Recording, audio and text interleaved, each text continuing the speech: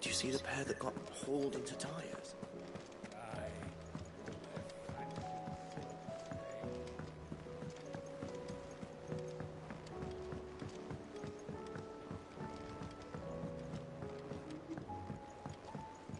There's talk of these skies driving men mad.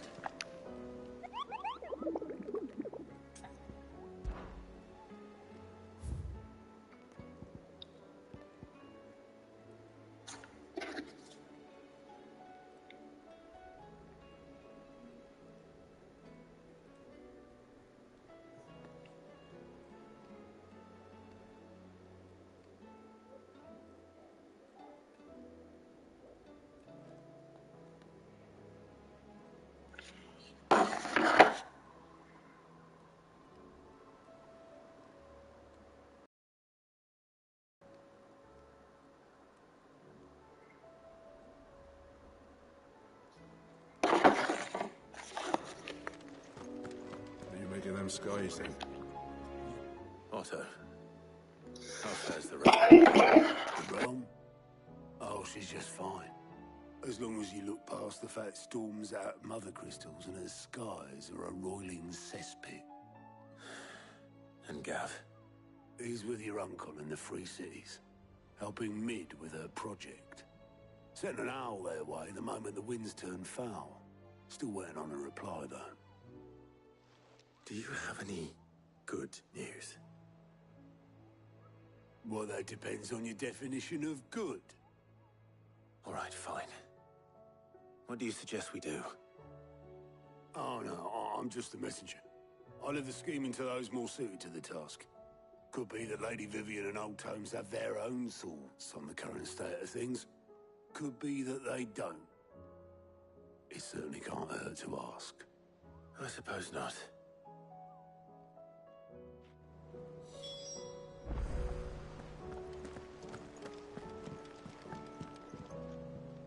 How is it that every one of your little excursions presages some inexplicable catastrophe? Not that you are to blame for the Dominion's fate. No one could have predicted the actions of the Crown Prince. I'm sorry I couldn't save your home. My countrymen are stronger than you think. A few toppled clock towers won't break their spirits. They'll be back on their feet in no time. I hope so. Look at us. Bluer than a pair of bog crabs.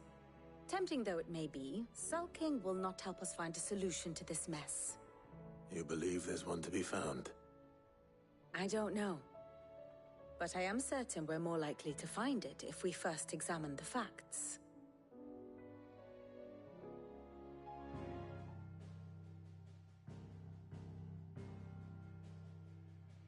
Beneath these darkened skies, fear and confusion reign over Valisthea.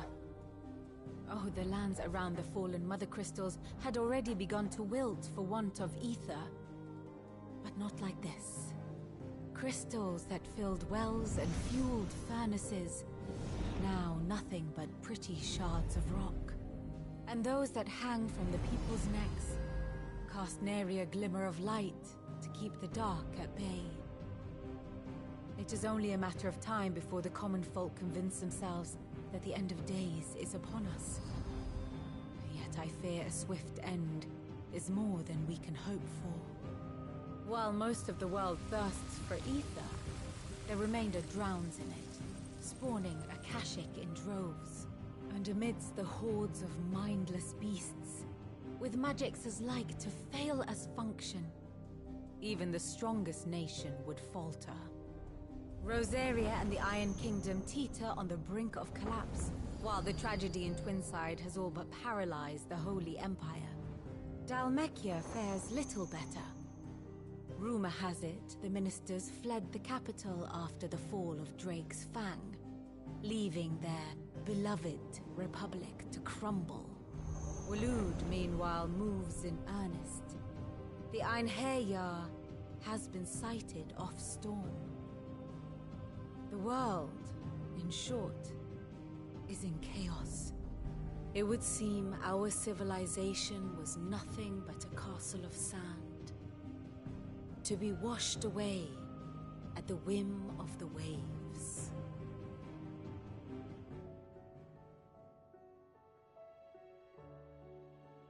A castle of sand. Not my best flourish, but it seemed fitting.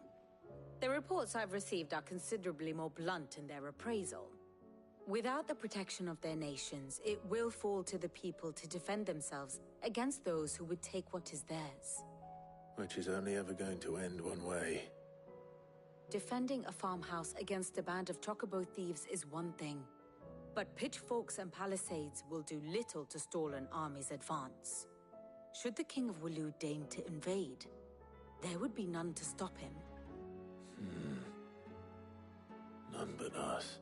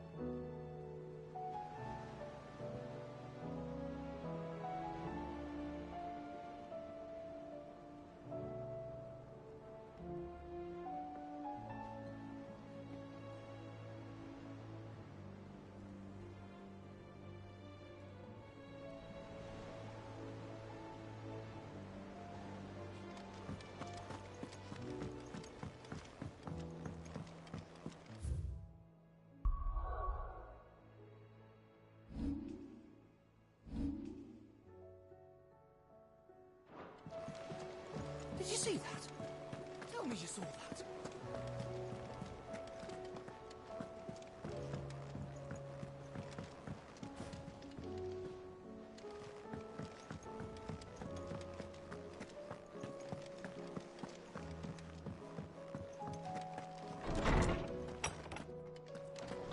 Is a storm coming soon? Will there be thunder?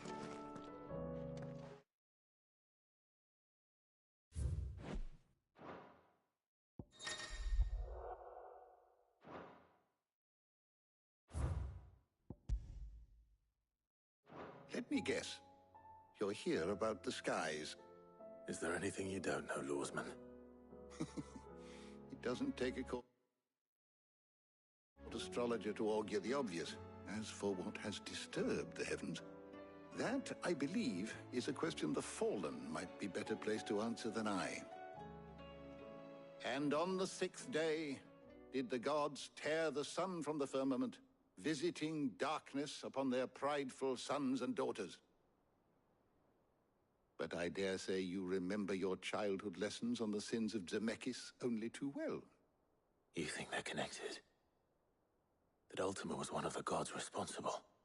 Well, he has certainly exhibited powers that we mortals would associate with the divine. There is nothing divine about him. But he wouldn't be the first god of whom that could be said, now would he?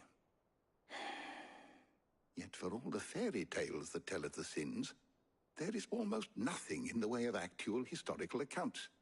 Had I the Journal of Moss the Chronicler, I may have been able to tell you more, but alas, I fear all remaining copies have been lost to time. You will forgive me, I hope? Certainly not. Because there is nothing to forgive. Even without this journal, you've provided us ample wisdom. And we will always be grateful for it. Perhaps Otto will be more inclined to share his thoughts when he hears what the others had to say.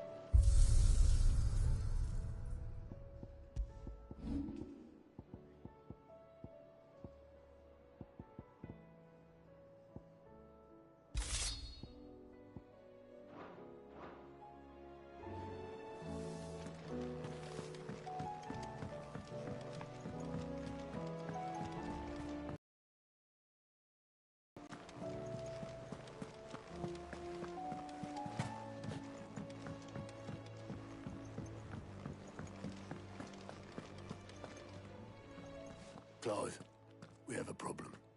Only one. That would be a first. It would. Actually, there are three. We had as many owls arrive while you were at the shelves.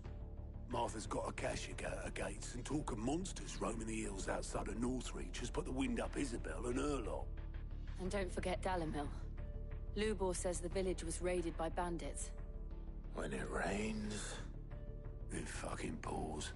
The curse breakers are spread thin, taking stock of the damage in the Dominion. And even if I could get word to all of them, I doubt they'd get here in time to make any real difference. Which means... there's only two people who can. Jill and I. Let them know we're on our way.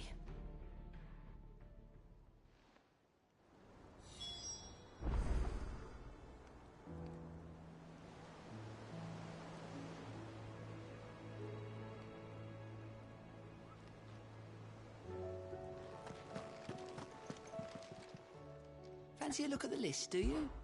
Quick look.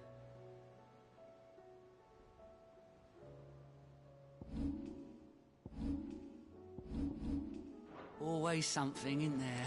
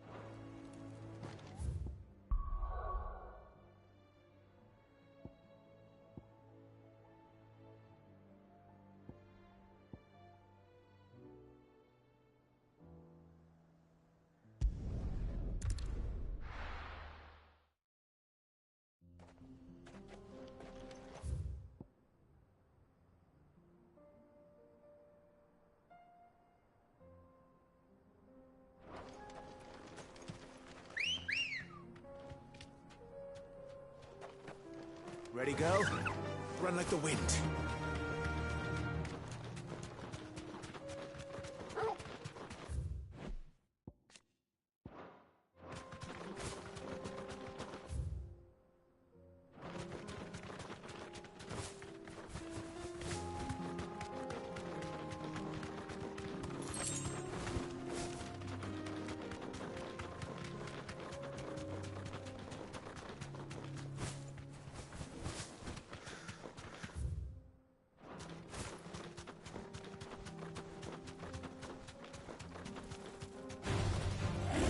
Back.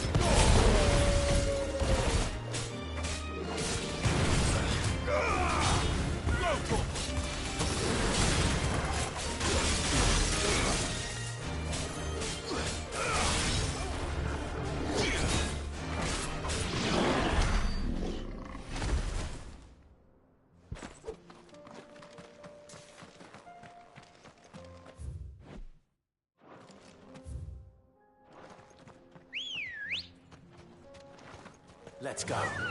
Yeah!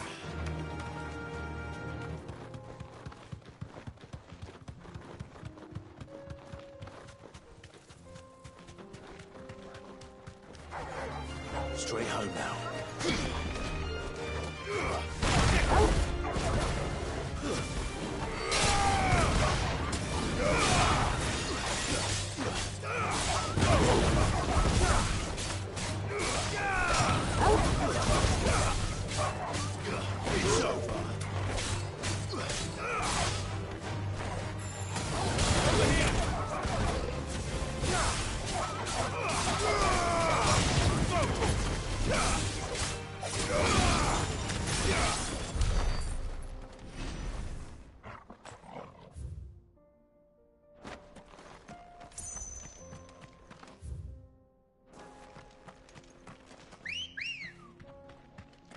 Come on.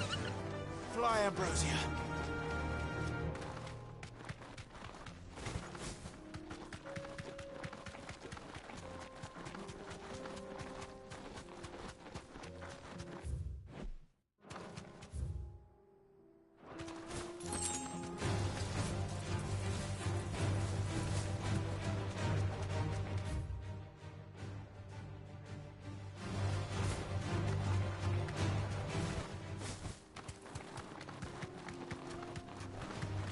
This might take a while.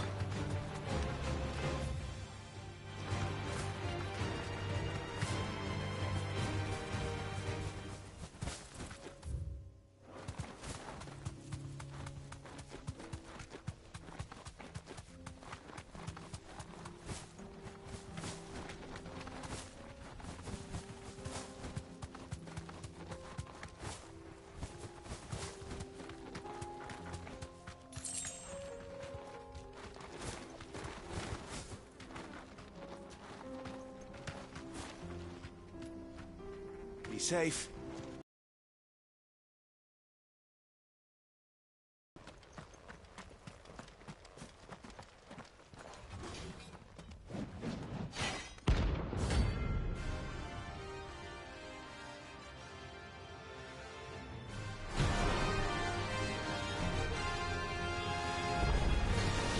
Another God's forsaken soul, eh? Only those who have nothing. So empty your pockets.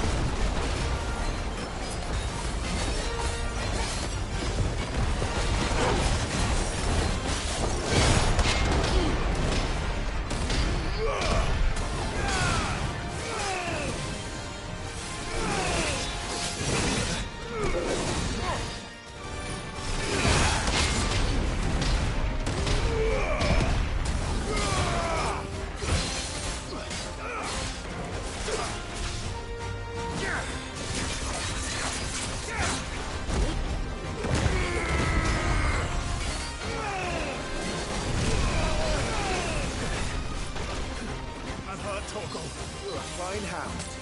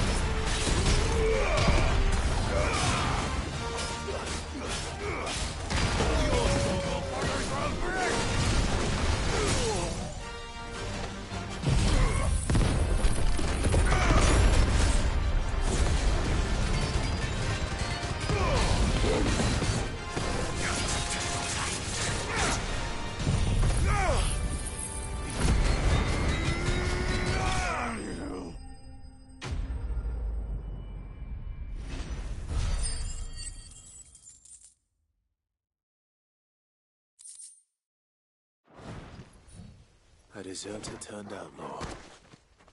We were more similar than he knew.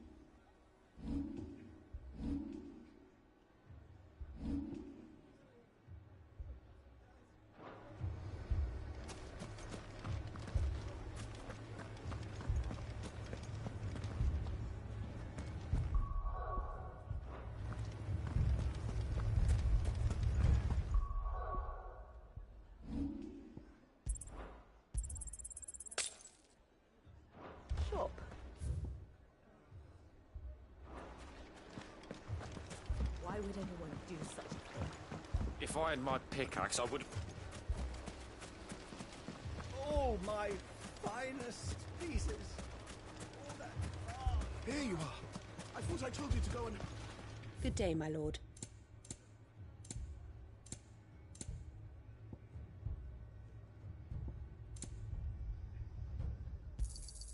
An excellent choice. Fare you well.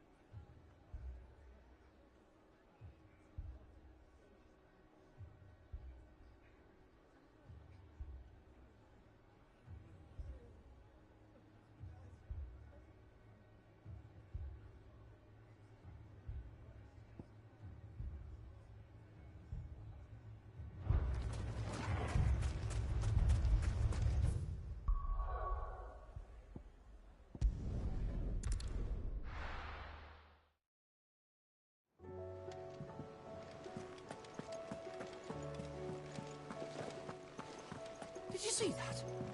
Tell me you saw that.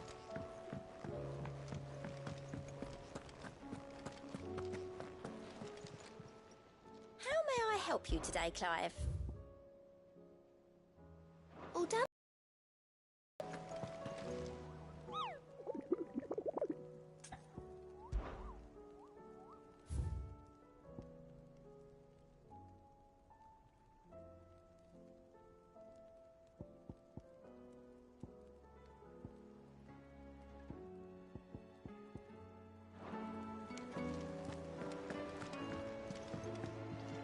Clive.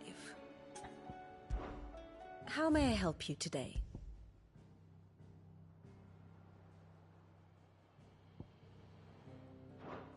Study it well, Clive.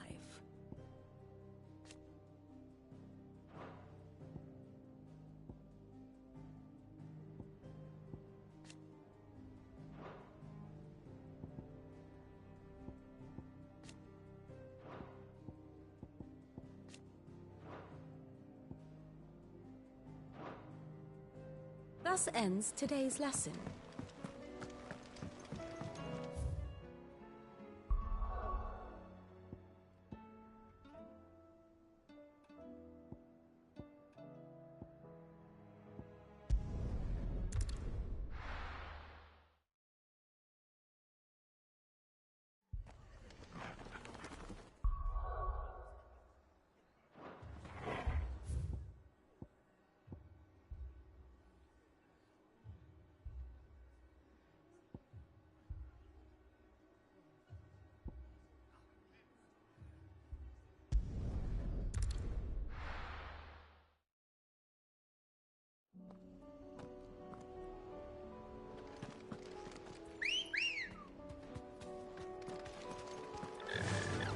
Fly, Ambrosia.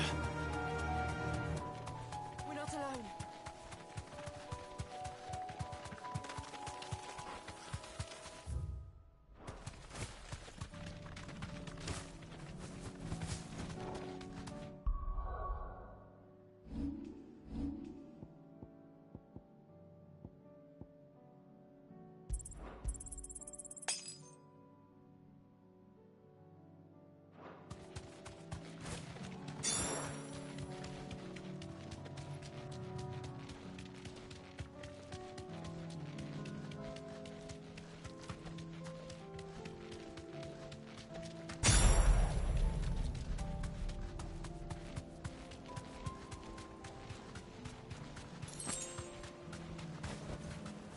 Be safe.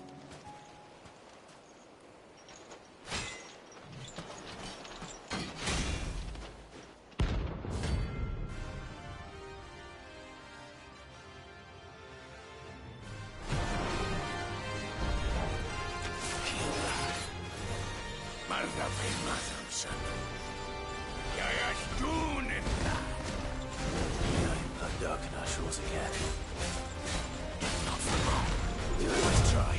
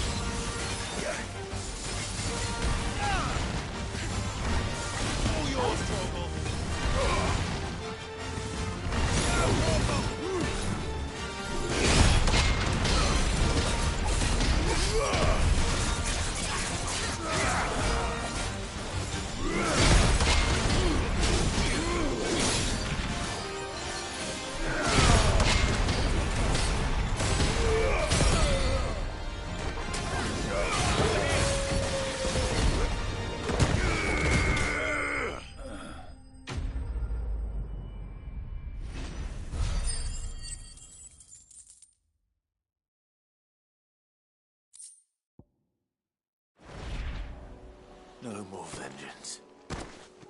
No more war.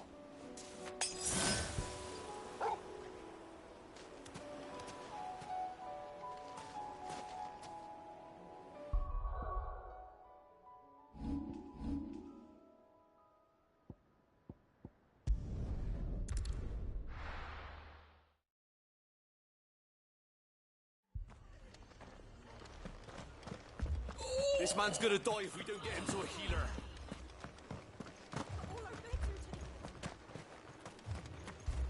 How do? There you go. Much obliged. Thanks very much.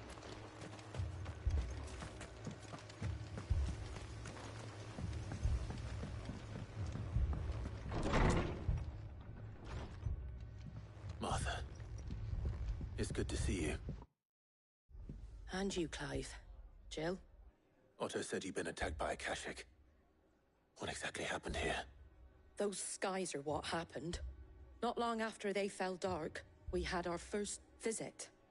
There were hundreds of them. Tried to storm the hill. Only a handful made it up here, but that was more than enough. The rest are still down there now. And while we have a few willing fighters holding them back, they're sorely outnumbered. What do you think, Clive? That we join the fight? I thought you'd never offer.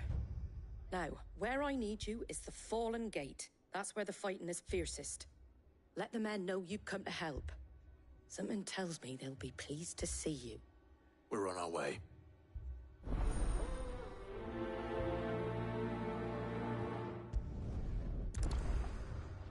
Do you think there are as many as Martha says? More.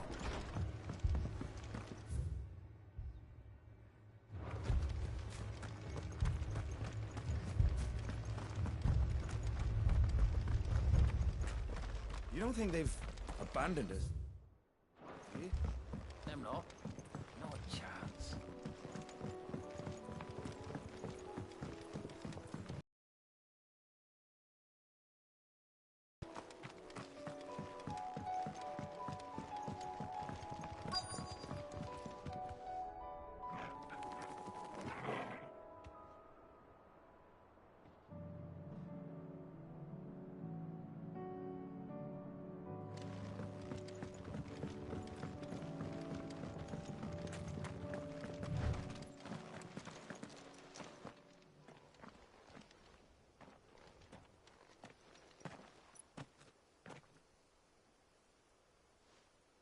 Clive, wounded.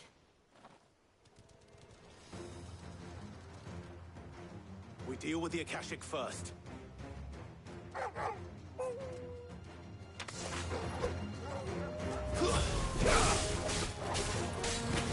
This one.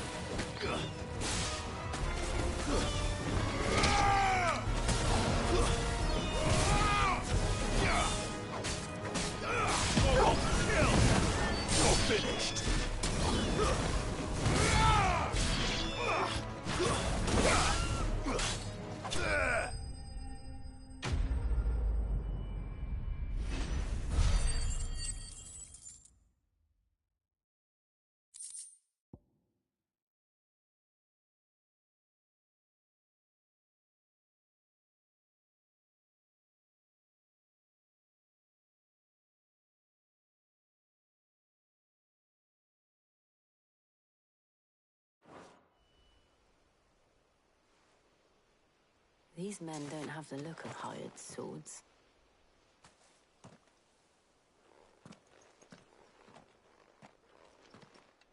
If you've come to rob this place, You are mistaken, my Lord Rosfield. We're here by Madame Martha's leave. how do you know my name? Forgive me, my lord. There wasn't time for introductions. We're with the Guardians of the Flame. Wade's men? But how did you come to be here? Where is your commander? Sir Wade left earlier with a scouting party to find out where the Akashic were coming from. Did he? Take your wounded back to the inn. Martha will see you're looked after. We'll join you anon.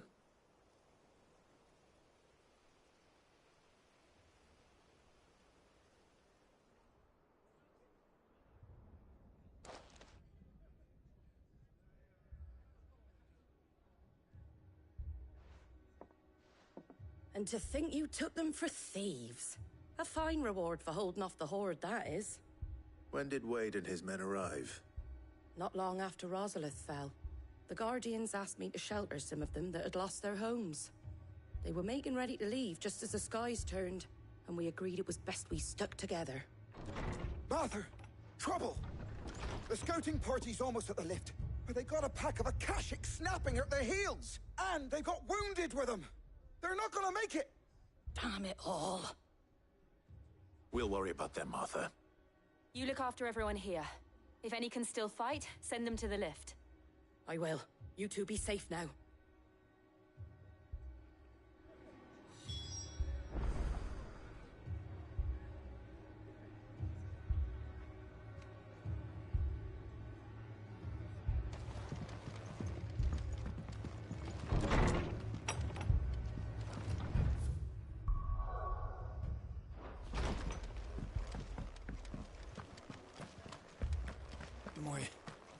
My brothers. Shh, don't try and talk. Mad dogs. The lot of them.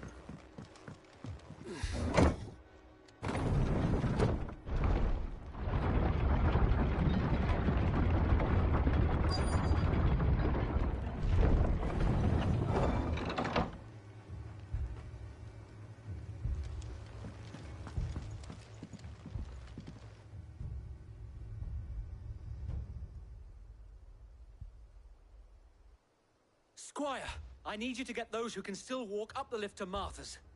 But what about... I didn't ask, Oscar. Sir. Sir Wade! Lord Rosfield. If you aren't a sight for sore eyes. Martha seemed to think you might need some help. And by the looks of it... We thought we could sneak by them. But we didn't know there would be so many. How could we have? Behind you!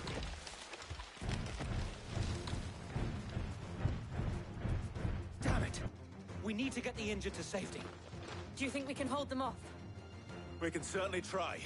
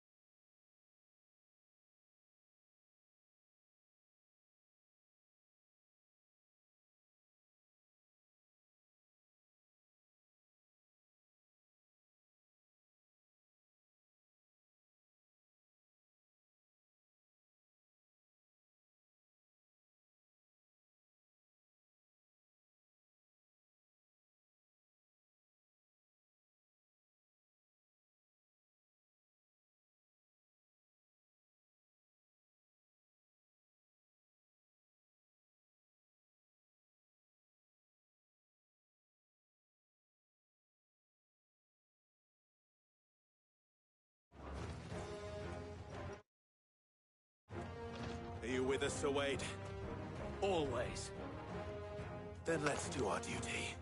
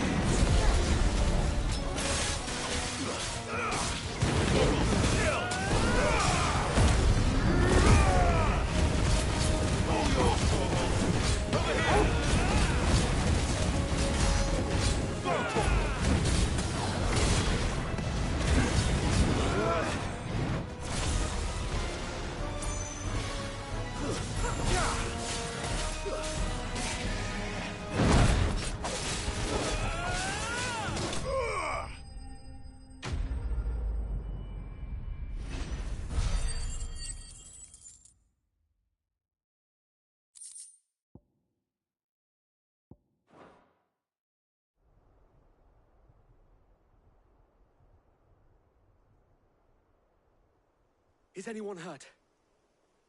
I don't think so. And yet again, you've pulled me from the flames. It's just a pity I keep walking into them. You've never been one to shy away from danger, Sir Wade. Like any shield worthy of the name.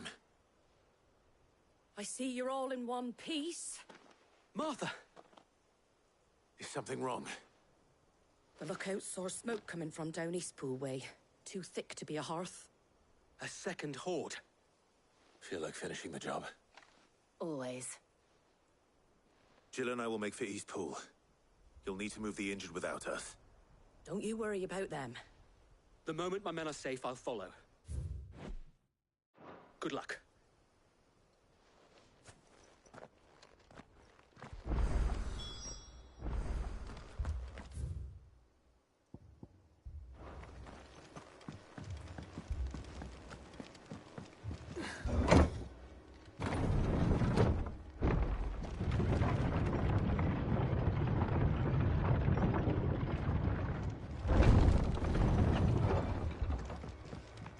dogs.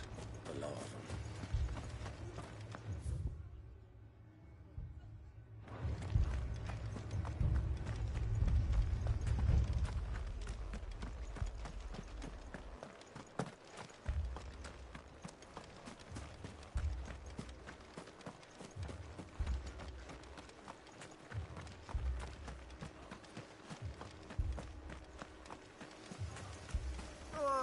Just patch me up as quick as you can and get me back out there.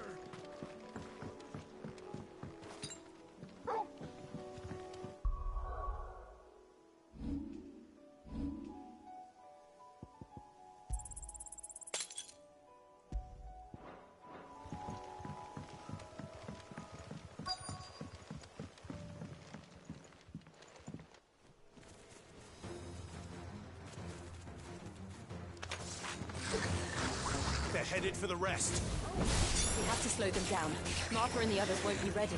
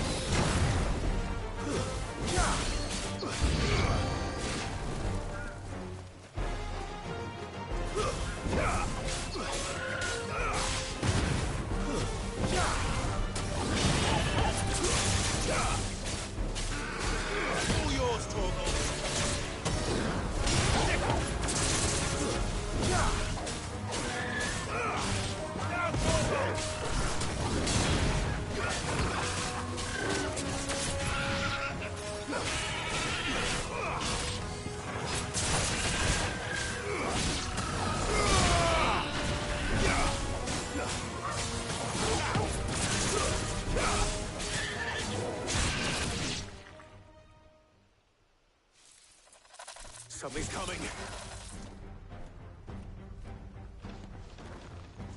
Apologies, my lord. Did I miss anything? Only the first round, so wait. Shall we?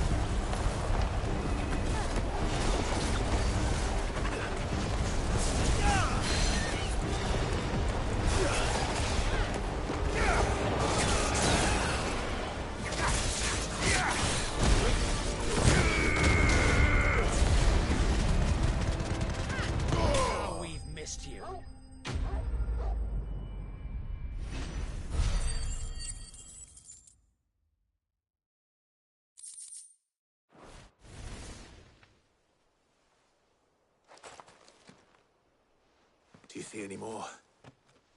No. I think that was the last of them. But it won't be long before the next lot arrive. Then we make for Martha's while we can.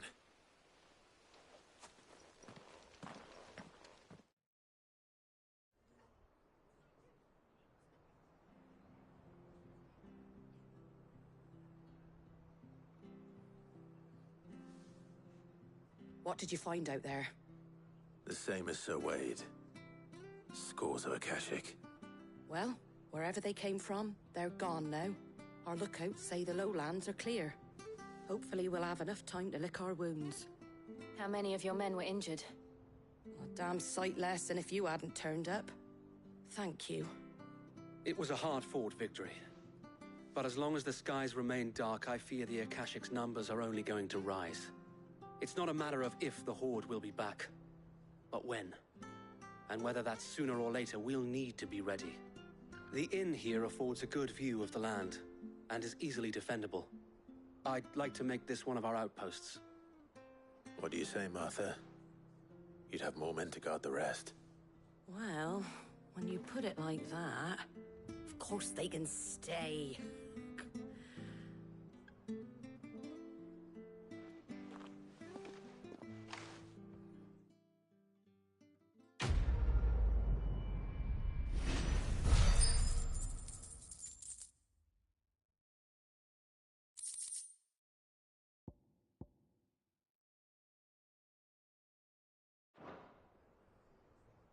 My lord, there's someone I'd like you to meet.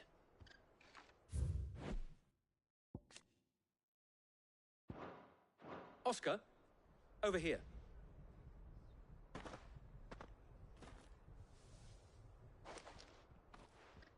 It is an honor to make your acquaintance, Lord Oscar of House Murdoch. Murdoch? I wasn't aware the Lord Commander had children. Oh, he didn't. But his brother, my father, did. I am Sir Rodney's nephew. Well, go on, then. It's not for me to ask him. Yes, Sir Wade.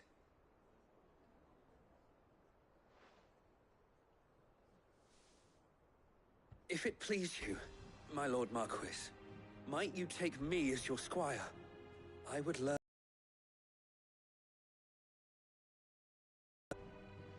I'm sorry to disappoint you, Oscar, but I'm a shield no longer. Nor was I ever the finest. And spending time in the company of an outlaw hardly seems a fitting education for one aspiring to take his oaths. My Aunt Hannah once told me that a man is not defined by his title, but what he does in its name. You have accomplished much since taking on the mantle of Cid, winning no little honor in so doing. And I would sooner serve under an honorable outlaw than an unworthy shield. Not that Sir Wade and the other Guardians are... I mean to say that, they're... It's all right. We know what you mean. There is only so much the boy can learn from me, my lord. But a squire...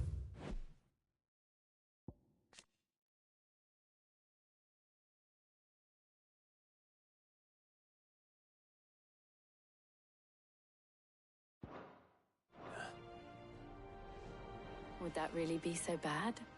You were a squire once. And I'm certain Sir Rodney would approve.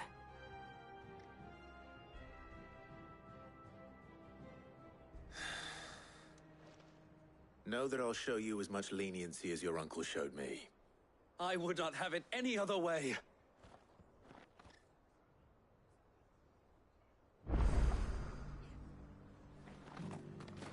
I will not let you down, Lord Rossfield. You or my uncle.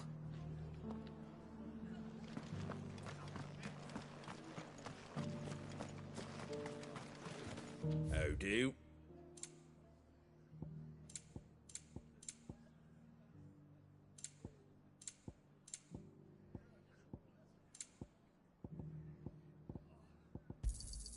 Much obliged. Thanks very much. Much obliged. Fare thee well.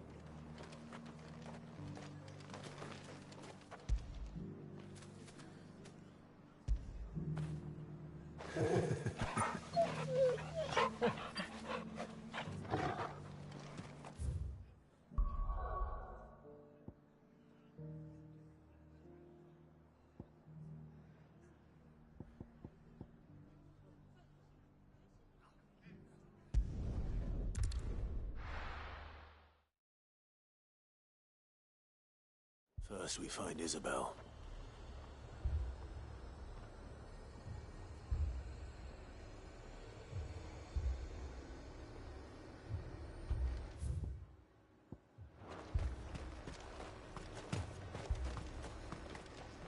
what can I do for you?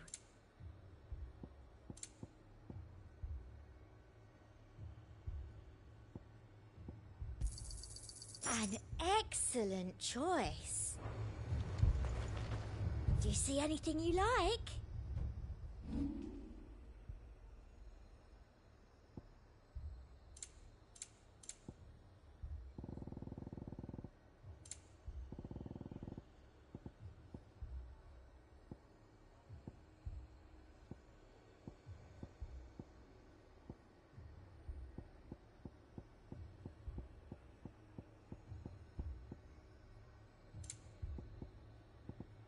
I'll be here if you need me. I saw it with my own eyes. The whole of Oriflame under her flood. Then we're next.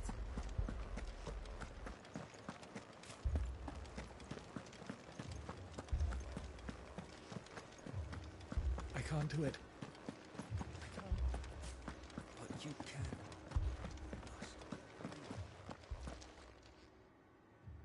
My lord. My lady. We received the dame's message. There have been sightings of strange creatures, I understand. With the blue eyes. Yes. Like a Kashik, but different. They've taken so many. I've lost count. Akashic, but different. Ultimus thralls. And what of your mistress? Is she here? Oh, no. She went to the garrison to ask what they were planning on doing about all this. Then we'll look for her there.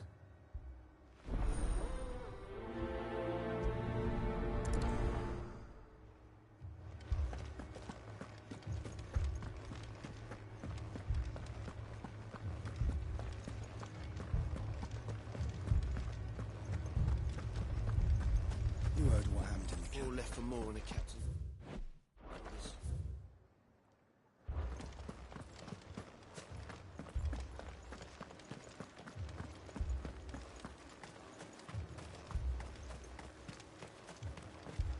Madame, please! Half the garrison's been slaughtered by those things. We lost the captain this very morning. We've tried requesting reinforcements, but there's been no word from the capital or the Dominion in days! What more would you have us do? I would have you do your duty. Those at the Vale look to me for protection. And protect them I shall. Because they are my charges, and that is my duty. In case you have forgotten, the people of this town are your charges. But more than that, they are your people. Your sisters, your brothers, your lovers. So you have a choice. Lay down your sword and watch as they are slaughtered, or take it up and do what is right. She speaks the truth, you know. This here, it's all we have. It's all that's left. What we have left is our lives! Do you really want us to lose them as well? Not if we don't have to. Look, there's a cask under the captain's bunk. Let's talk about this over a drink, eh? I'm listening. I'll have a word with him.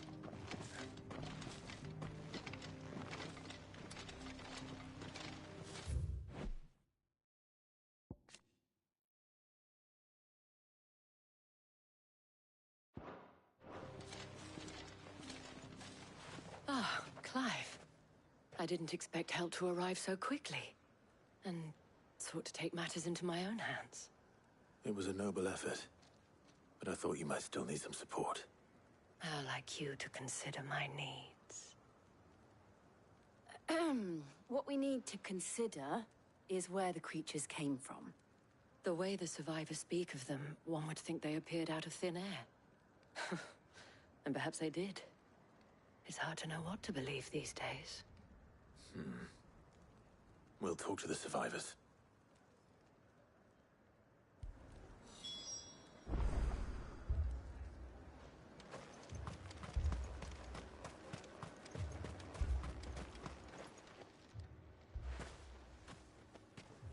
Did you see the creatures that attacked you? Creatures? Yeah, they came out of nowhere. They went for Joseph first, then me, and then they were just gone. Do you remember where you were? On the road from Oriflamme. We just passed Moor when... Where's my Joseph? It's all right. Just rest now.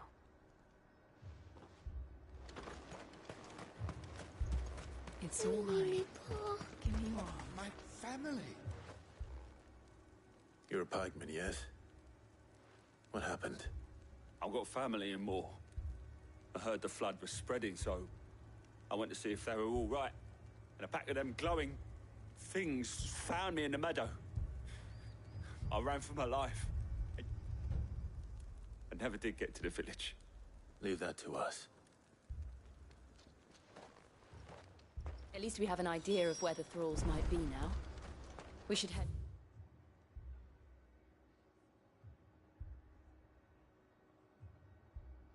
for more. You're safe now.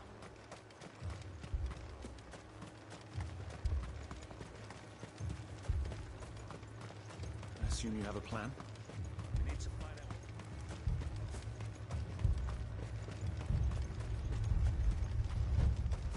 It was all they could do to escape.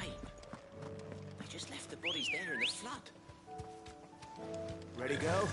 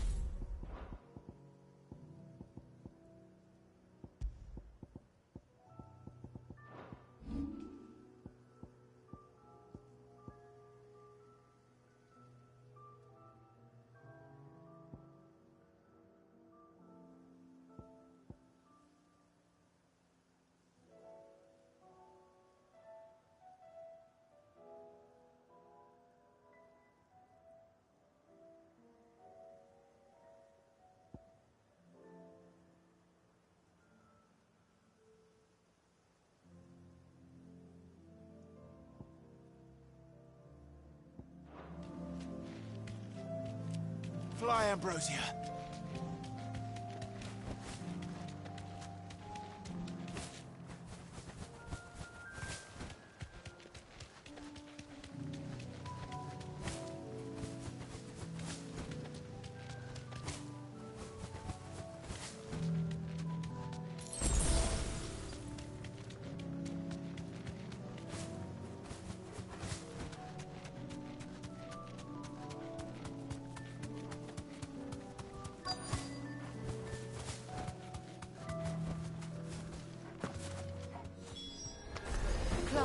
Look!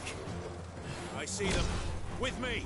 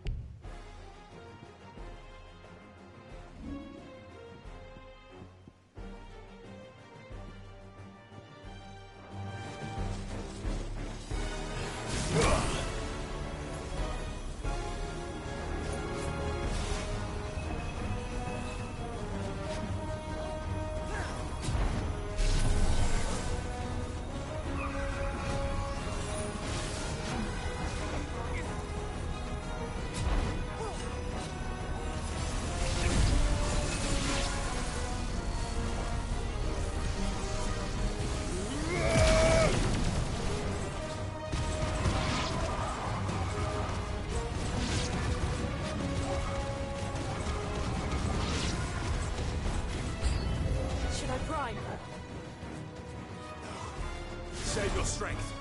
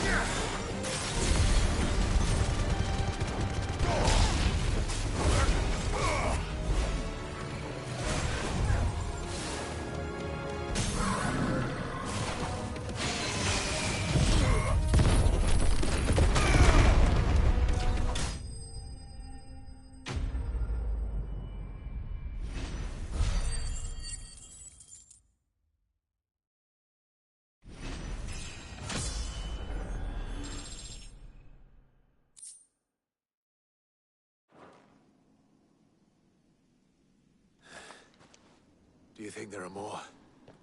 There are always more. But I'd say we've done what we can for the time being. Then we should let Isabel know.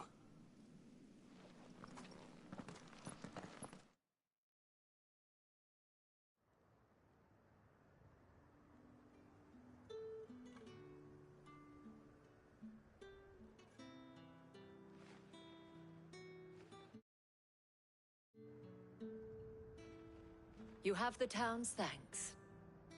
Don't thank us yet. There will be more. Many more. And you'll need to be ready for them. Oh, we shall. Isn't that right, Captain? Yes, milady. The garrison will be ready. Philippe here has convinced most of the men to remain at their posts. For now, at least. Hearing that the Dame would look kindly on any man who committed himself to the task certainly didn't hurt. It's not the most selfless of motives, I'll admit. But whatever it takes, eh? Now me, I never needed convincing. I became a soldier to protect the people I love. And the people I love. Include the one standing before me. Handsome and chivalrous. Now, if you don't mind, I have sentries to post. Milady.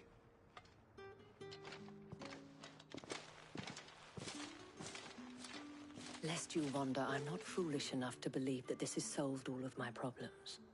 But it has solved one, and that's one fewer than I had this morning. Thank you again, Clive.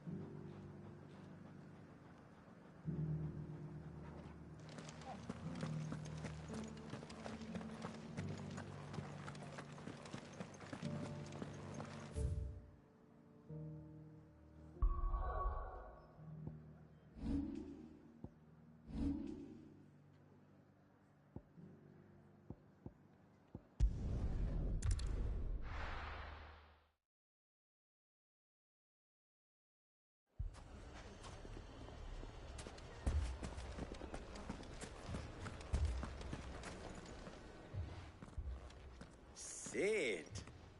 Your new companion appears much more formidable than your uncle.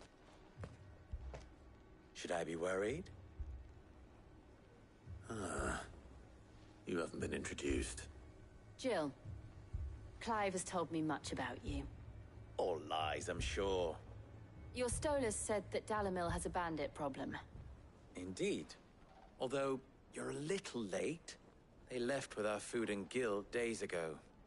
Any idea where they went? The desert's a big place. Your guess is as good as mine. But the fact is, I have more immediate concerns. What did you say to me? What did you say? Ah, as if by magic. Let's just say we've yet to reach a consensus about how to solve Dalimil's little problem. And at this rate, it won't be the actions of the bandits which prove to be our undoing. It will be our own. I've tried reasoning with the dissenting parties, but even the Desert Hare has limits. Perhaps we could talk to them. What makes you think they'll listen to us? What makes you think they won't? She makes a fair point, Sid. And you won't have wasted much of your precious time if you fail. They're just across the courtyard.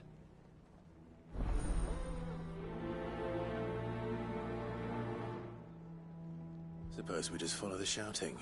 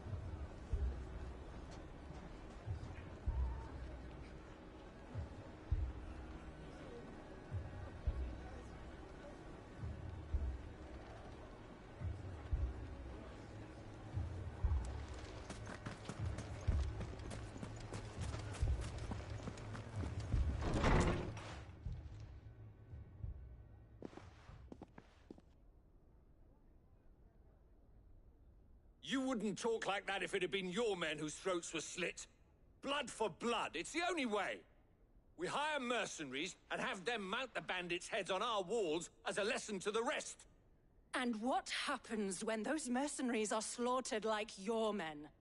Are you going to hire more?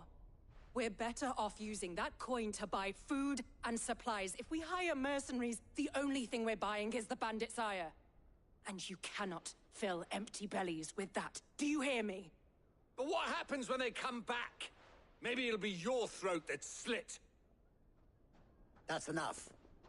Both of you. Any more of this and I'll throw you out myself. Come back when you're ready to talk like adults.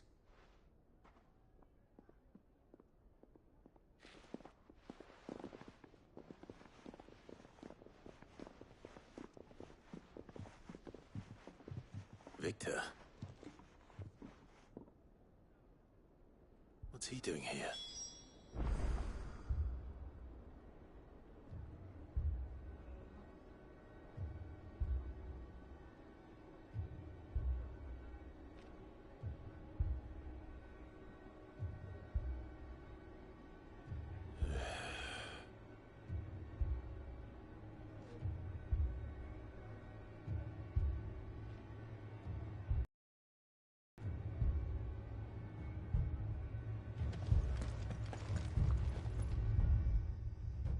Sid. And Lady Jill. What brings you here? I was about to ask you the same thing. Costness is in chaos, and the markets have all but ceased to operate.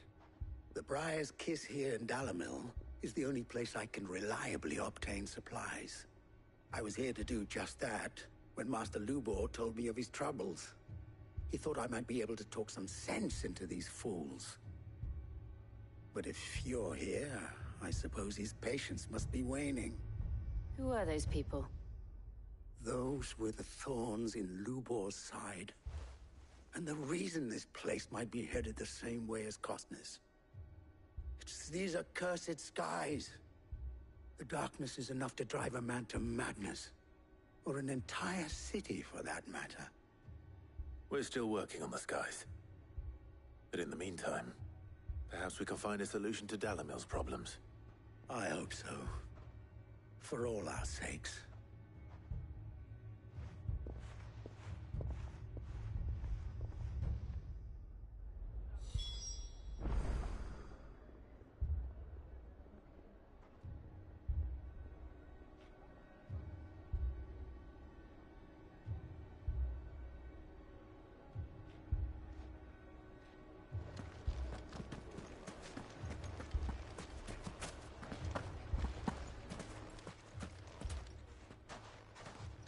So, you see my predicament? What I saw was a room full of people who were angry and afraid. And with good reason by the sound of it. But if left to smolder, that anger and fear could set the entire town alight. My thoughts exactly. What to do? Both sides wish to protect their homes and livelihoods, if only they could agree on how. But as long as they are divided, we are vulnerable. And if there's one thing bandits like, it's an easy target. What would Sid the Outlaw suggest? Well, if it were my namesake, he'd let them choose for themselves, and be on hand to pick up the pieces when it all went wrong. That sounds like a recipe for disaster. A recipe for disaster is precisely what it is. But perhaps that realization would be enough to make them question the ingredients. While it's plain neither Conrad nor Natalie will countenance the other's proposal, it may still be possible to make them doubt their own. Before presenting them with a third option. And that would be? To pool our resources and save the city ourselves. Why fight each other? When all that fear and anger can be directed at the bandits. It appears we have a plan of action. Victor, pay Conrad a visit. See if you can't convince him of his folly. I'll speak with Natalie. As you wish. Your faces are not well known in this town. That may prove useful. Don't worry, Victor and I will do most of the talking. You need only play along. Play along? What he means to say is yes.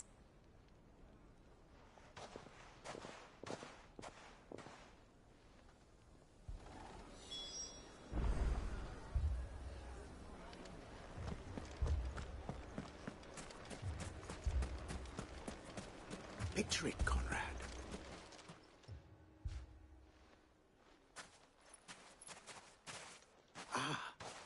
Here she is. The Lady of the Spear herself. Conrad, may I introduce you to Jane, commander of the Red Wings, the oldest mercenary guild in the Free Cities. A pleasure, my lady. The pleasure is all mine. As I told you, I summoned the commander here from Canver to inquire about a contract. Victor says you told him no. That there aren't any men left to hire. Is that true? True as the crystals cracked. Nobles came and claimed every last one worth his salt. And not just from us Red Wings. You know of the 7 high houses. There must be 2 swords assigned each one. Granted, we have a few boys left. If it's boys you're looking for. Well, Conrad, are you saying that Dalamil's finest cannot defend this town better than a gaggle of unblooded striplings? That a band of beardless youths could better avenge the deaths of your brave men than you yourselves? Absolutely not. We'll show those bastards who they're dealing with.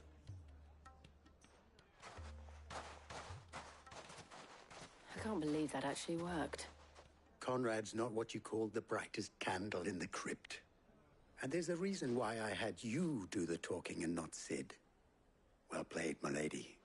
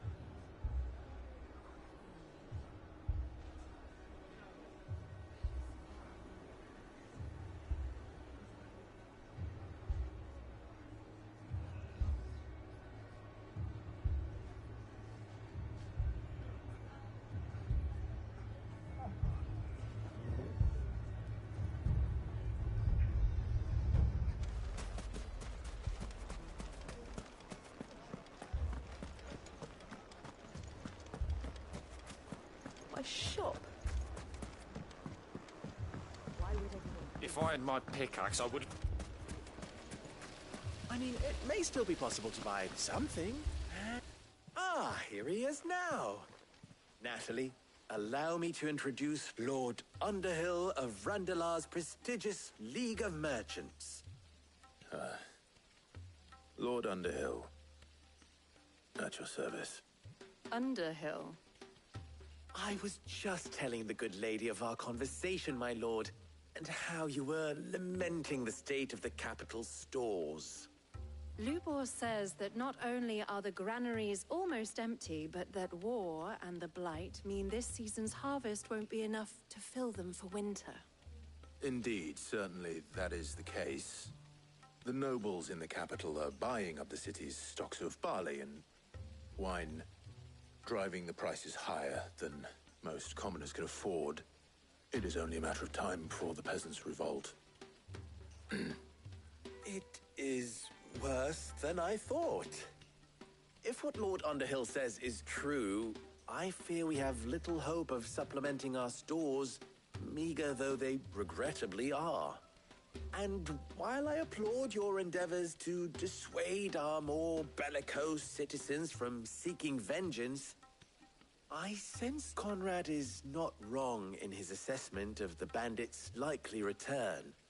Which means that now, more than ever, we will need to secure what little we still have. Food, weapons, herbs, everything. If our humble town is to endure not only this hardship, but those that are certain to follow, we must stand united. All right. If it will help to protect my home, I'll do it. But you needn't have gone through this charade.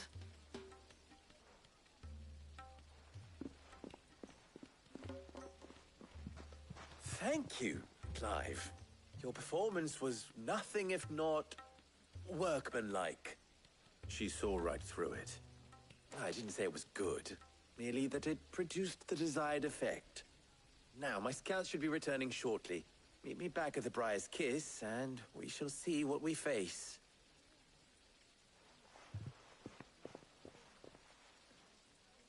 I'm not convinced our roles in this ruse were entirely necessary. I don't know. Conrad seemed quite taken with you. Mummy, I'm scared. Oh, I'm ruined. Good news, Sid. Both Conrad and Natalie have somewhat gracefully accepted their new roles. With time, they may even learn to. Time no longer appears to be the luxury it was before lunch. I take it your scouts found the bandits. Technically, it would be the bandits who found my scouts. It appears they march for Dalimil as we speak. All of them. You're not serious. They don't just want food, they want the whole damn town.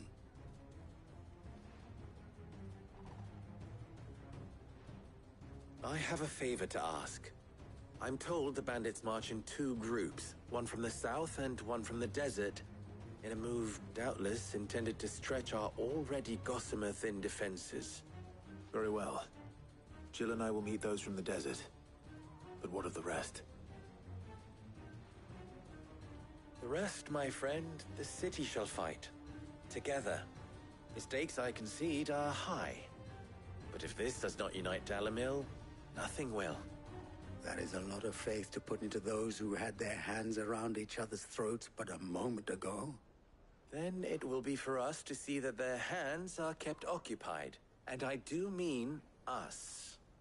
I thought you might say that. We'll hold them off for as long as we can. And we will do the same.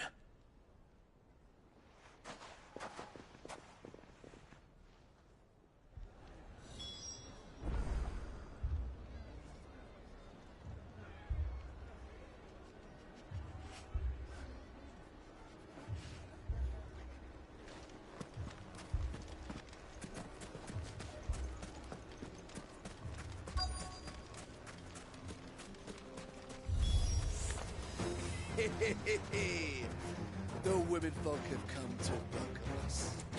I'll take that one. He's all yours.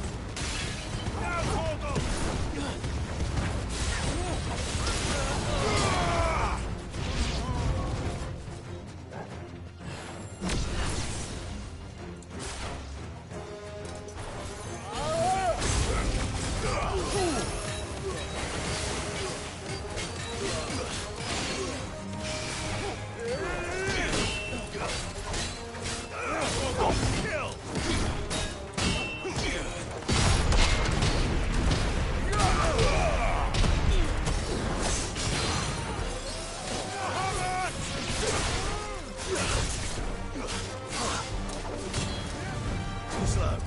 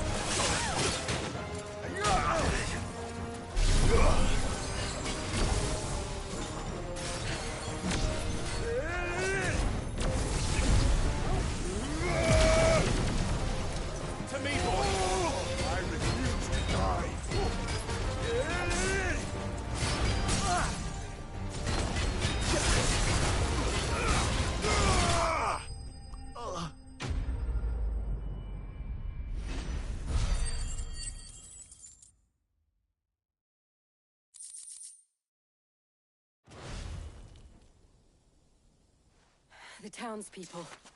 Could they have held out? I don't hear any fighting. What do you think?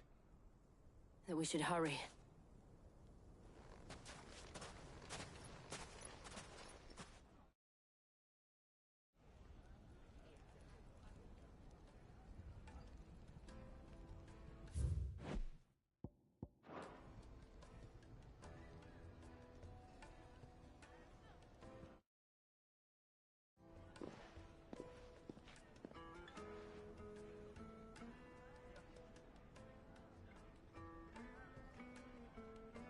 Natalie, I owe you an apology. You did well out there. The inn would have been lost had you not held the line. Without you, there would have been no line to hold. You saved us, Conrad. You saved Dalimil. We all saved Dalimil.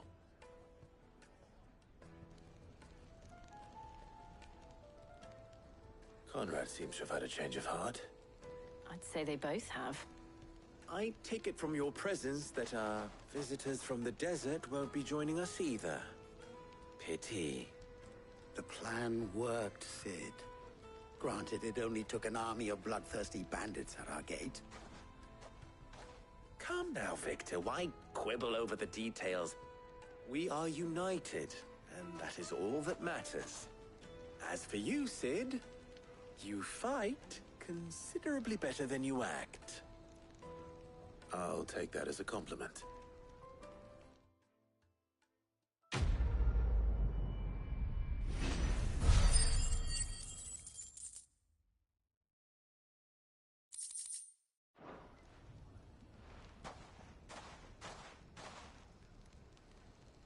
Our friends seem to have things under control.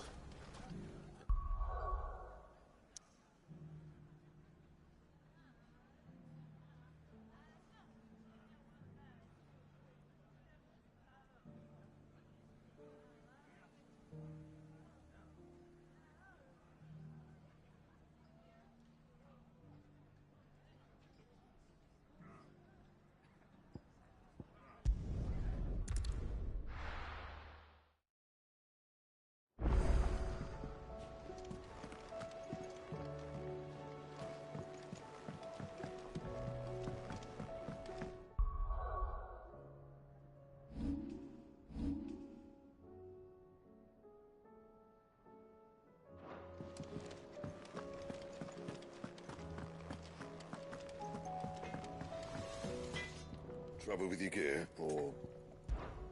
So, what it be?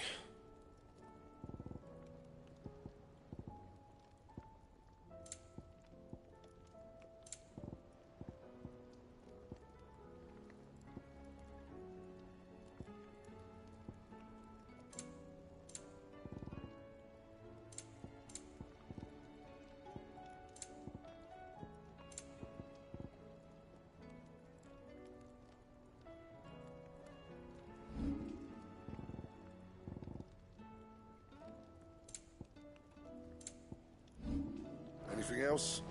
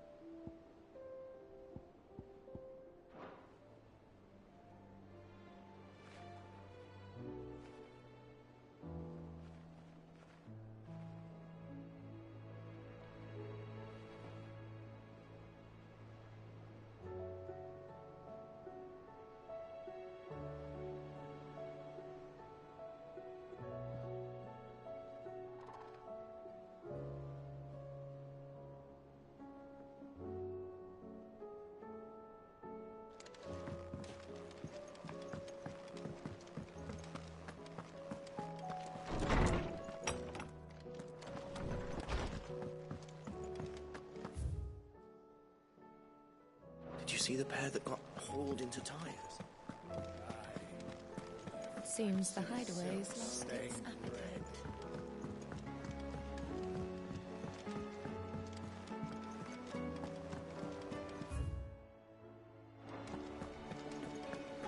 Did you see that? Tell me you saw that.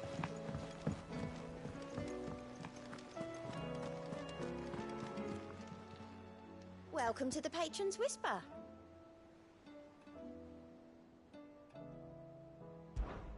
Come to claim your just desserts?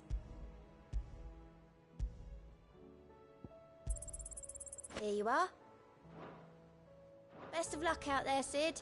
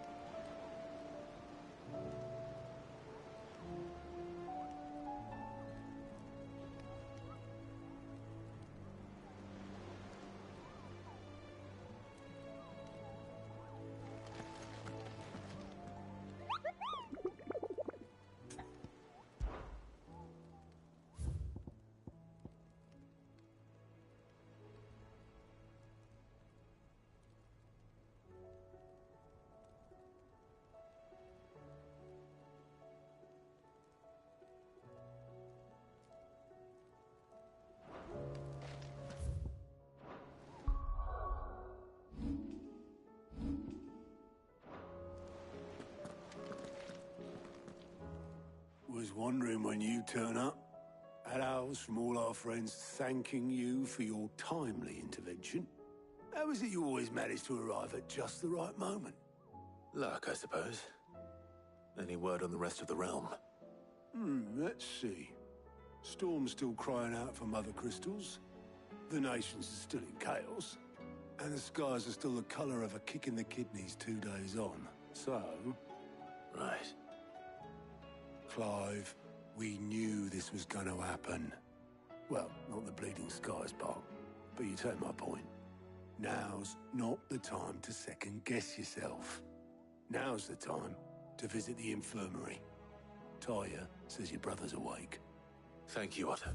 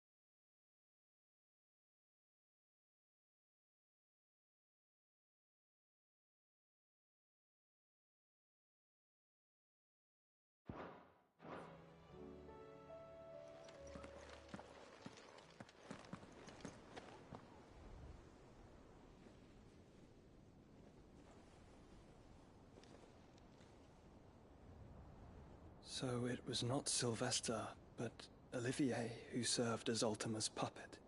And when Dion learned of this, he sought to slay the fiend.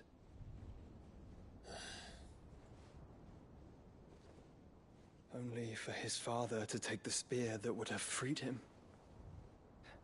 Enough to drive a man to madness. Small wonder he hasn't stirred. I would be afraid to wake. Had I but reached out to him sooner, warned him of the threat Ultima posed. But now, both an empire and her prince lie broken. Joshua, what do you know of Ultima?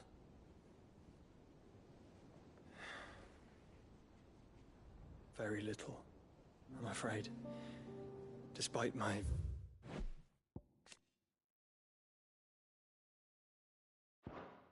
best efforts. 18 years ago, as I lay buried beneath the rubble of Phoenix Gate, 'twas not death who came for me, but another. And it was while in my rescuer's care I first heard of Ultima. I've been chasing his shadow ever since. Ultima is driven by some deep, dark purpose, and for whatever reason, it would seem you are crucial to his designs. He will stop at nothing to have you, even if that means toppling an empire. But why me?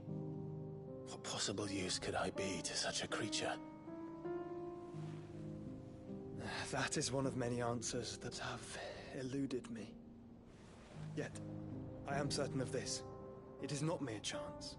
You were chosen for a reason. All dominants carry within them the might of an icon.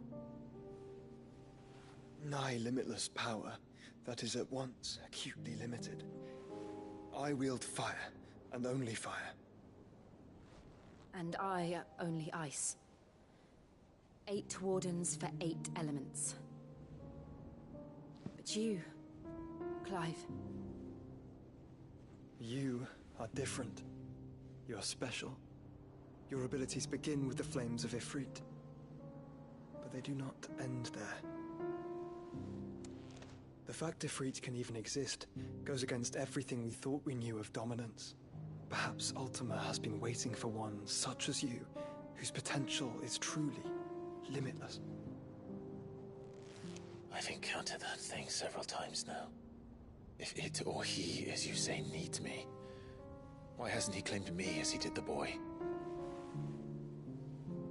Were I to hazard a guess, I'd say the two of you are somehow incompatible. His mind not properly attuned to your body. His mind? Mind, awareness, spirit, call it what you wish. But I believe Ultima to be an embodiment of the concept. It is why I struggle and fail to contain him here inside me. I'm sorry. Inside you? With every setting sun, I feel my strength wane. And though the Phoenix's flames mend the prison I have made for Ultima, they do so at a cost. The means to bring an end to him before I meet my own. What were you thinking?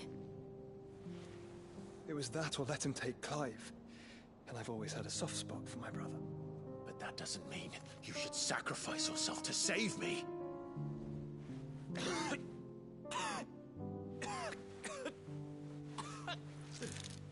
Joshua!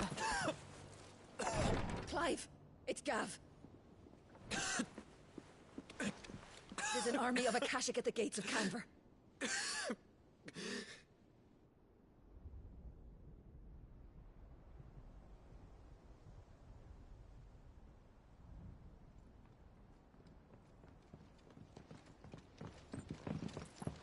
Well, what's the short of it? It's all Tyre told you. The capital of the Free Cities is under siege by an army of monstrosities. The city guard are doing their best to stem the tide, but numbers ain't on their side. What of Lord Byron and Mid? Were they able to escape? No, but they're all right for now.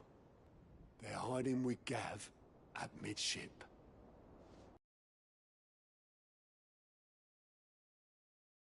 Prepare a Stolas. Tell Gav to stay exactly where he is. Understood. Vivian, what's the swiftest route to the Free Cities? That sounds like a question for the map. Look here. This road, through Tabor, should provide the least trouble. Good. What a coincidence. Tabor is exactly where I'm bound. Joshua, bed is where you should be bound. You don't think I told him the exact same thing? Were Tyre not such a talented healer, I would surely have been inclined to agree. But, thanks to her ministrations, I feel I may safely rejoin my attendant, who was to wait for me in Tabor if we became separated. All right, we travel together. Clive. If he stays close to me, he'll be fine. Thank you, brother. I'll look after him.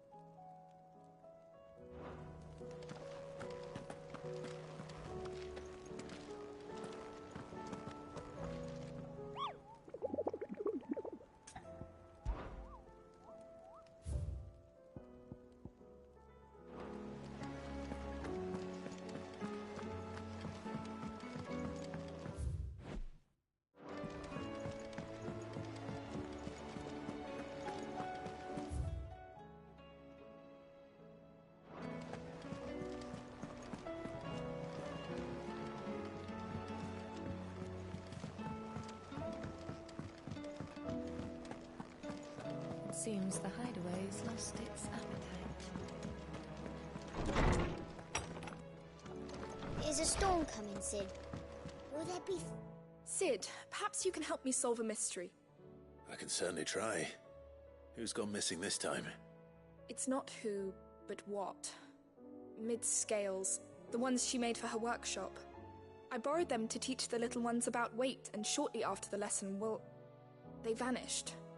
My first thought was that they'd taken them off somewhere to play, but when I asked, they swore they had nothing to do with their having disappeared. Which almost certainly means they had everything to do with it. Perhaps a visit from Sid will jog their memories. I think it just might. Thank you. I don't like to imagine that my pupils would lie to me. But if they have, I'll have no choice but to discipline them accordingly. They were in the atrium when I last saw them. As always.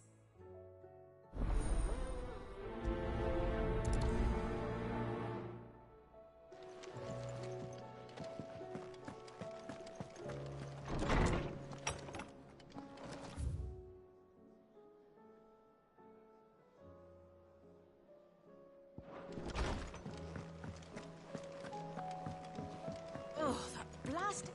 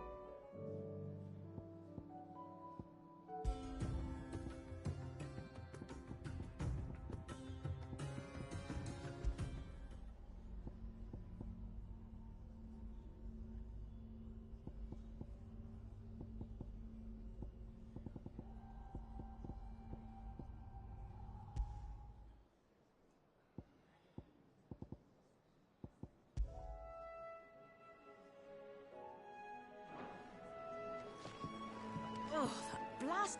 Here, you put me in this situation, Clive. You can bloody well get me out of it. I need a hand with a recipe. Are you sure it's me you're looking for? I'm not much of a cook. I'm all the cook will be needing, thank you very much. What I want from you is a little of your time, all right? Oh, and perhaps your sword. You remember Ivan's stew, right? Well, despite the look of the thing, and that awful stench, people wolf it down. So I thought I'd try making one of these supposed masterpieces myself. Had a peek at the book and gave it a go, but, well... It wasn't as straightforward as you'd hoped. Ivan had the same problem. Yeah, but this is my blimmin' kitchen, and I will not be outdone. So if you don't want to be seen as playing favourites, I suggest you lend me a hand. I've never been one to play favourites, Molly. And I would be only too happy to lend you a hand. So, what's on the menu this time? A fried mortress of skyworm. That's one heck of a name, innit? Recipe seemed easy enough to an old hand like myself.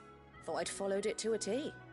Only, turns out skyworm livers and drake's mint are not what I thought they were. At least I hope they're not, given the rancid mess they made. Ivan said the recipes in the culinary pilgrimage date back centuries. Who's to say the ingredients even exist anymore? Wow. That's a question for a scholar, wouldn't you say? Perhaps you know of one? Kindly old fella who haunts the shelves, maybe? Fine. I'll go and speak to Harpocrates. Perhaps he'll know something. And if he does, I'll see if I can find your ingredients for you. You do that. Lest we forget, you've got a reputation to uphold.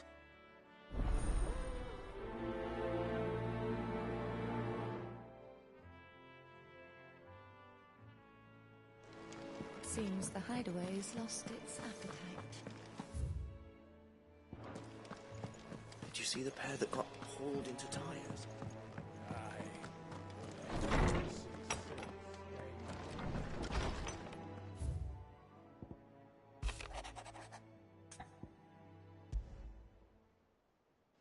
Rutherford. Wasn't that the name of my uncle's manservant? Why would he be at Martha's Rest?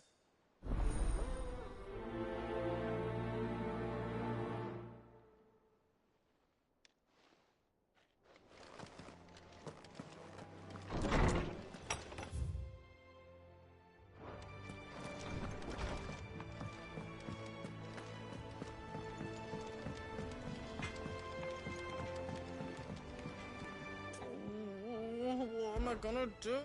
Is everything all right, Goots? You seem more discomposed than usual. Oh, I don't know what that means, but I'm in a bit of a muddle. Oh, I think Nan might be in trouble, and she's... It's all right. You can tell me.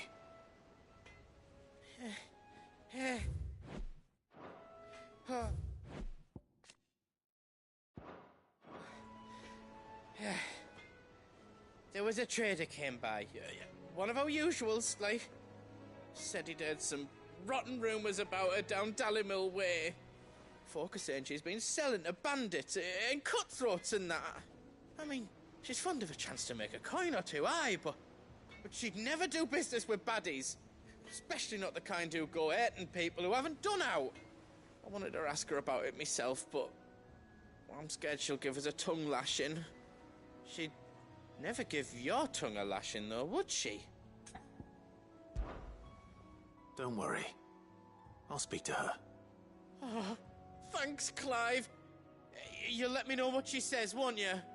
Of course. I'm sure it's all just a misunderstanding.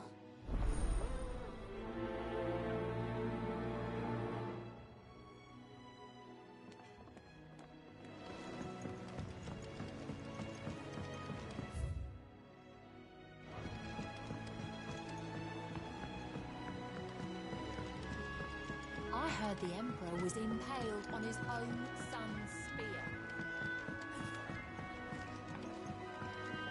We're all gonna die! You hear me? The Akashic are coming and they won't stop until they've slaughtered every single one of us! What do you reckon we should do? I say we should just...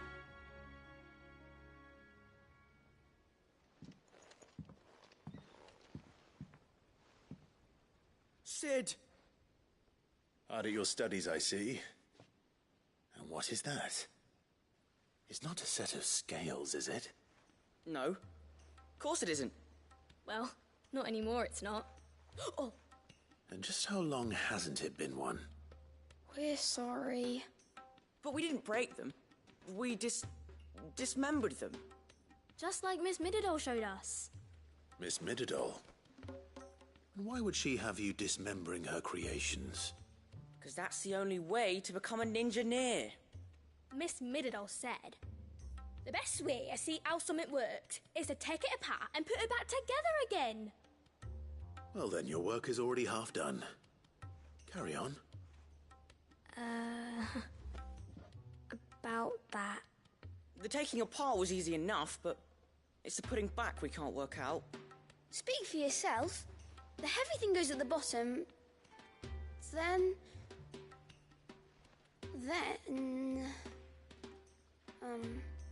You three need to learn to take responsibility for your actions.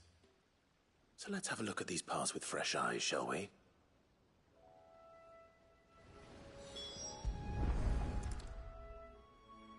All right. Everything here was once part of Miss Mididol's scales. Every piece has its own role to play, and each is just as important as the others. If even one of them is missing, the scales won't work. So let's think about what those roles might be. You already know one of the pieces. The body. Its role is to support everything else. But what of the others?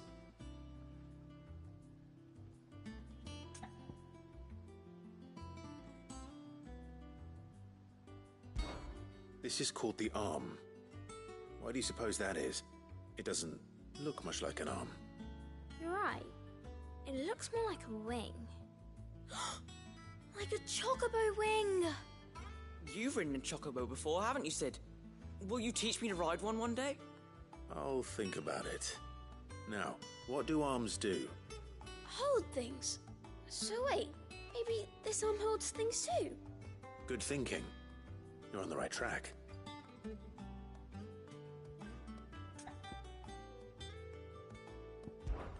This tiny piece is what's called a cogwheel, or gear. Have you ever seen one before? I have. Miss Mididol's dungeon is full of them. Most are on the floor. She puts them in all her inventions. They spin round and round and round and round and... That's right.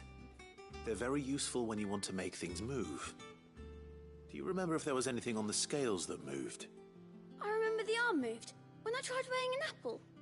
And then somebody ate it. Not my fault. You shouldn't have tried weighing it before lunch. We know what part's supposed to move and how it's supposed to move. So, let's put the pieces together first, see what doesn't move, and then stick the cogwheel to that. Not a bad idea. You see? It's not so difficult.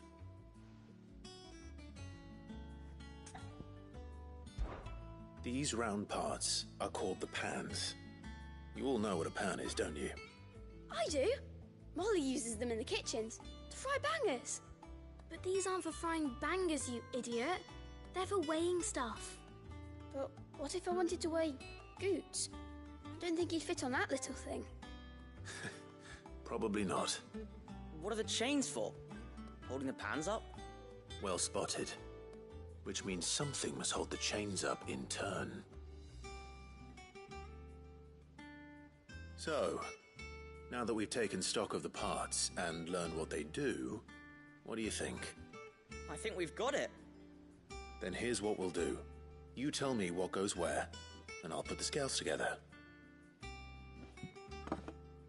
Well, obviously you need to start with the body. All the other pieces fit onto it, don't they? And the arms go on the body, just like real arms. Or wings, if you're a chocobo. And then the arms hold the pans by the chains. Very good. Let's see if that works. There. All finished.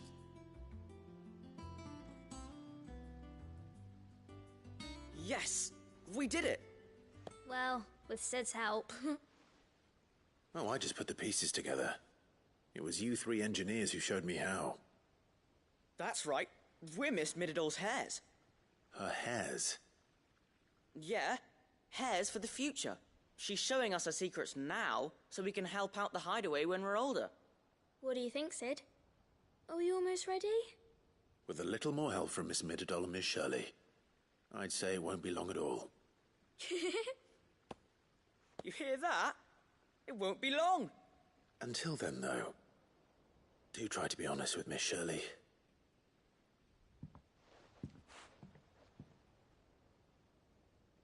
Hey, look! We never used the cogwheel. You don't think Sid forgot about it, do you?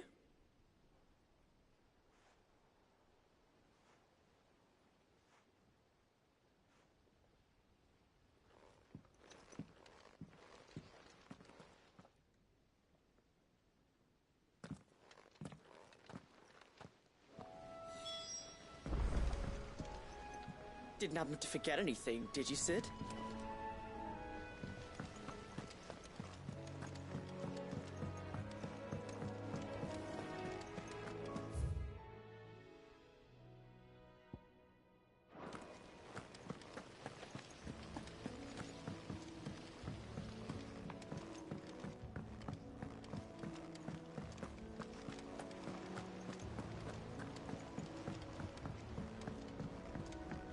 Did you see that?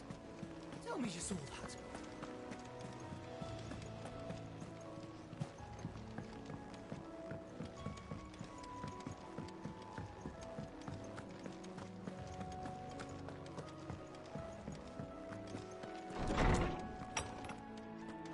Is a storm coming, Sid? Will there be... Well, did you solve the mystery? It was as you thought. The children had the scales, or the parts of them at least. They dismantled them to see how they worked. Oh, no, Mid will have my head. Thankfully she won't.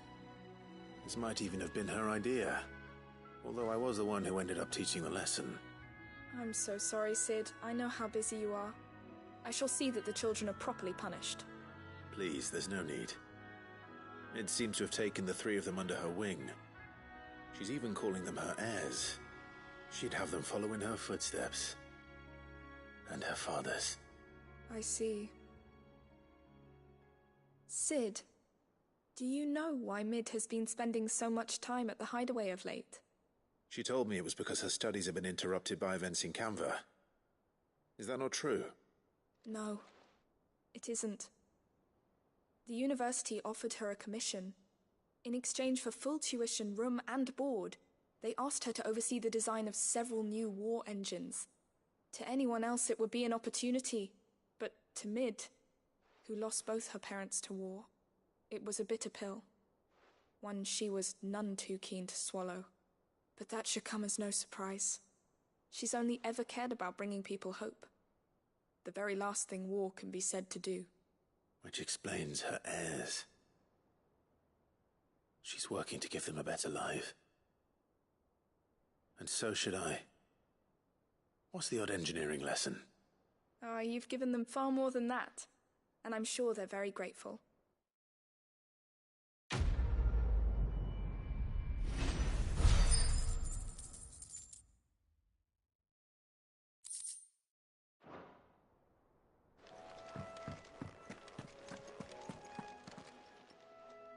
Lawsman Harpocrates. I've come to pick your brain if you don't mind. It's about the book you lent Ivan. Ah, Valisthea, A Culinary Pilgrimage, a classic. One of my favorites, in fact. The young man did a wonderful job with the Chance's stew. I do hope we shall be able to sample more such marvels in due course. That's actually why I'm here. I don't suppose you know where I might find skyworm livers and drake's mint. Ah, so the fabled Sandbrequois delicacy is next on the menu. Delightful. The descriptions of fried mortress never fail to make my mouth water. Now, skyworm is a somewhat antiquated name for the wyvern, their ground livers being the paste from which the mortress is made. Dragon livers. How very Sandbrequois. One would have thought the disciples of Bahamut would have a touch more reverence for their icon's brethren, but apparently not. I believe the specific dragon the recipe demands is the blueback wyvern, said to be the very color of the sea beside which it resides. So we know where to look for our liver. But what about the drake's mint? Saint's bonnet in contemporary parlance, a herb which grows along the North Reach coast. I gather that one can locate the cheerful yellow flowers by their heady scent alone, so I'm sure you'll have no trouble finding them. I may add that people once believed game was best served with the flora that sustained it in life, in which regard fried mortress of skyworm is undoubtedly a typical dish of the time. Meaning that if I find one, I find the other. To Northreach, then. Best of luck, Clive. And do save me a bite once the dish is complete.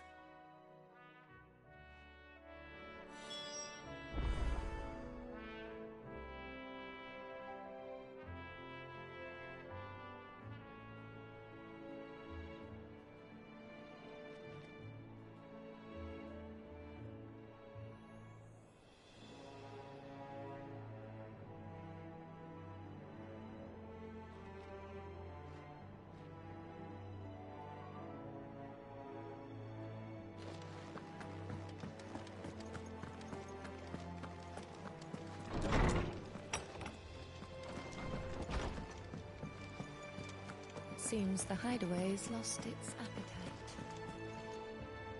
Lady Karen. How's business? Not nearly as foul as the weather. You're doing good trade, then? Both in and out of the hideaway? Can't complain. Wait. What exactly are you getting at? Not once in 5 long years do you pay my affairs half a care, but here you are today, raking me over the coals like a bloody popoto? Just asking. Out of interest. All right. I'm here because I was told that certain rumors have been circulating. About you selling weapons to brigands. Oh, are you? And who was it who knows me so well as to tell tales of my evil exploits? I didn't exactly hear firsthand. All I know is that someone in Dalimil has been spreading word to that effect. And what? You believe it? You think I'm profiting off the blood of innocents, do you? Look. I've done things I'm not proud of. Might be there were a time when I turned a blind eye to the wretchedness of the world so I could line my pocket. But that woman is no more. And you'd know that if you'd ever paid the slightest bit of notice. You're right, Lady Karen. I apologize. It was wrong of me to doubt you. Aye, it was. Now, I reckon you've got better things to do than pointing your do-gooding finger at a poor old woman. Of course. Good day.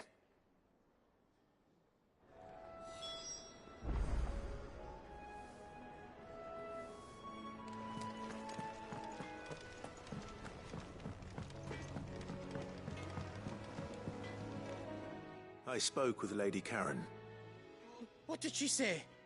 That the rumors were unfounded, and that I was a fool for thinking they might hold any truth, along with some other things that made her feelings clear. And while it sounds like she may have done things she regretted in her past, she says those days are behind her. Oh, well, that's good. I knew Nan wasn't caught up in out bad. But why would people say she was? What did she ever do to them? It's not right. No, it's not. But people do things for all sorts of reasons. Perhaps we'll never know. Well, I'm going to find out. That trader, he said they were all talking about her in Dalimil.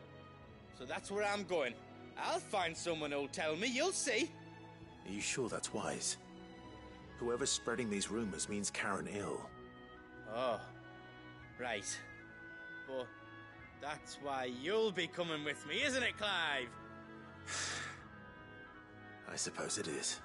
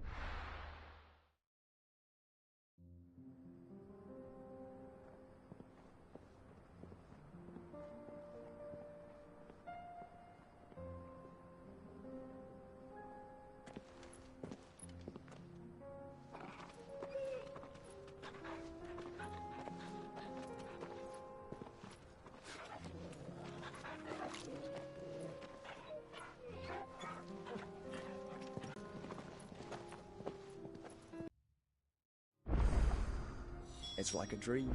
The four of us out walking like we used to. Enjoying this, are you?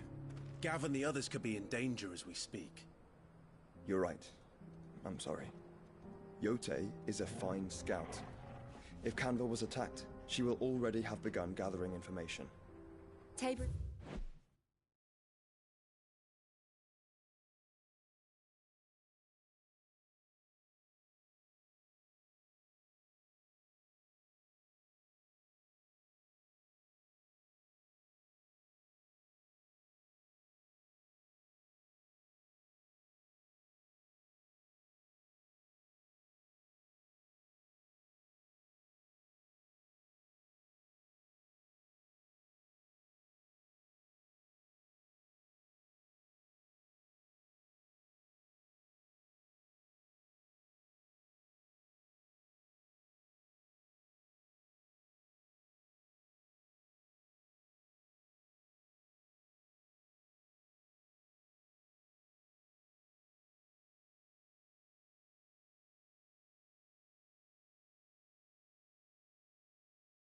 Isn't far.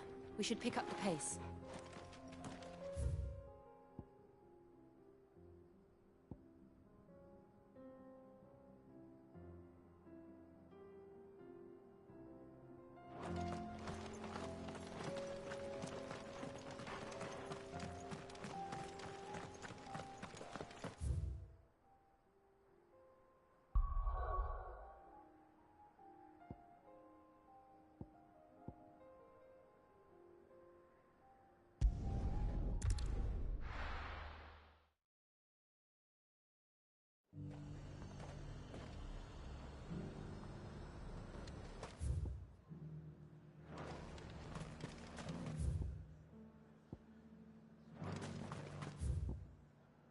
I got peppers to numb your tongue up.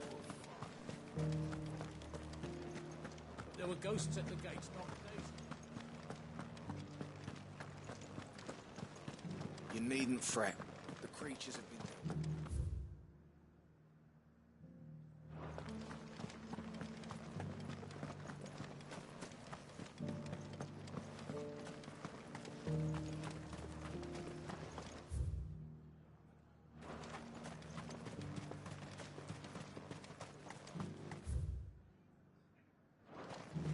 You heard the herald.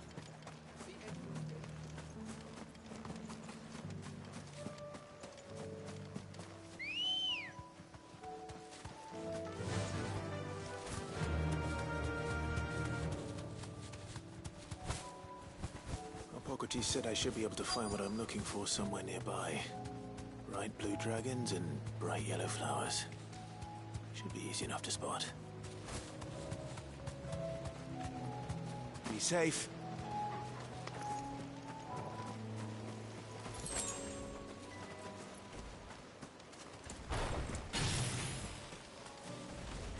This must be our wyvern. Right. Let's get this over with. Nice try.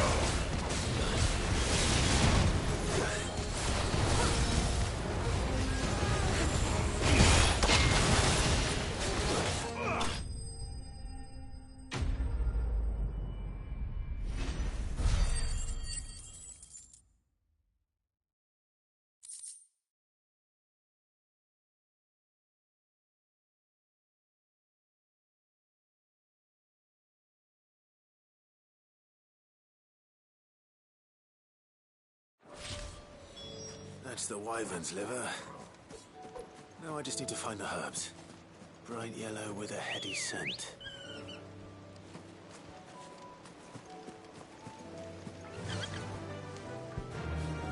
Fly, Ambrosia. Better already. That's better. Straight home now.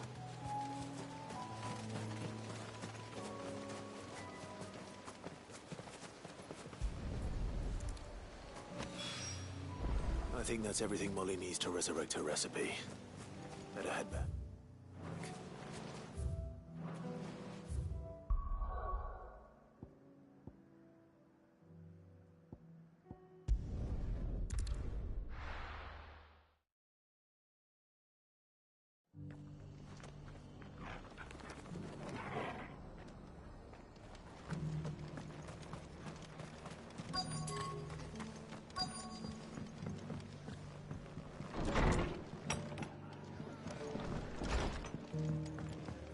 Heard the latest from Twinside.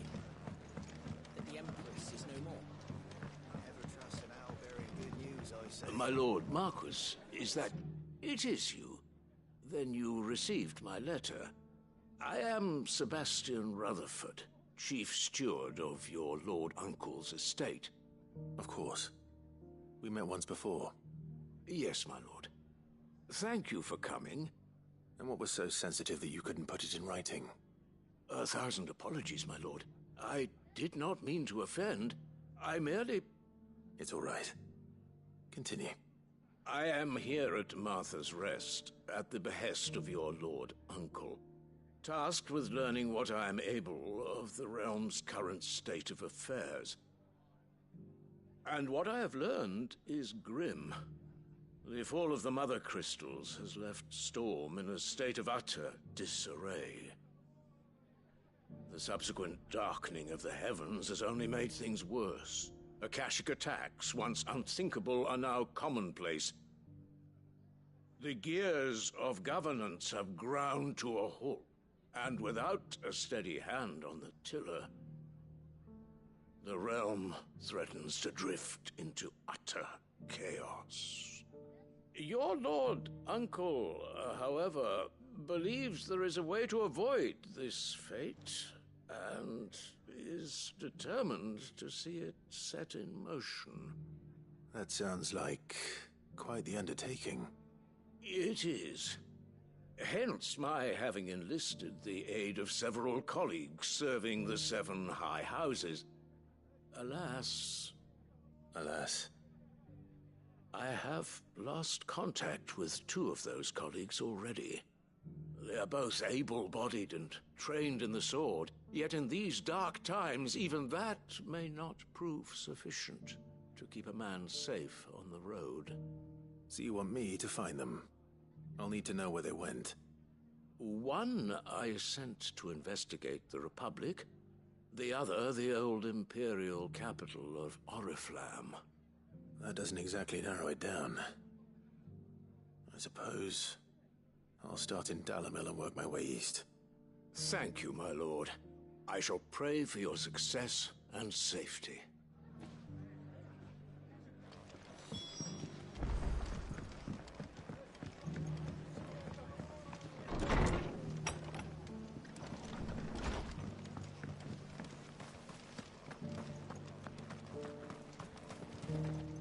Anything catch your eye? There you go. That all, is it?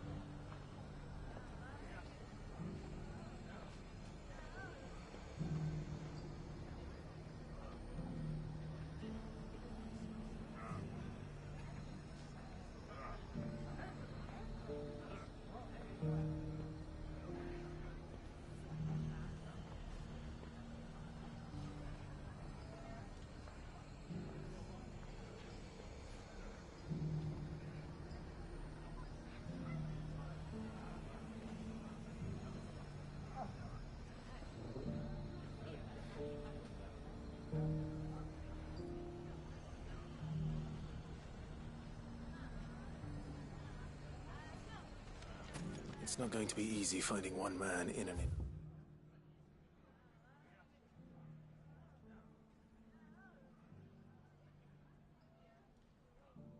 Entire Republic.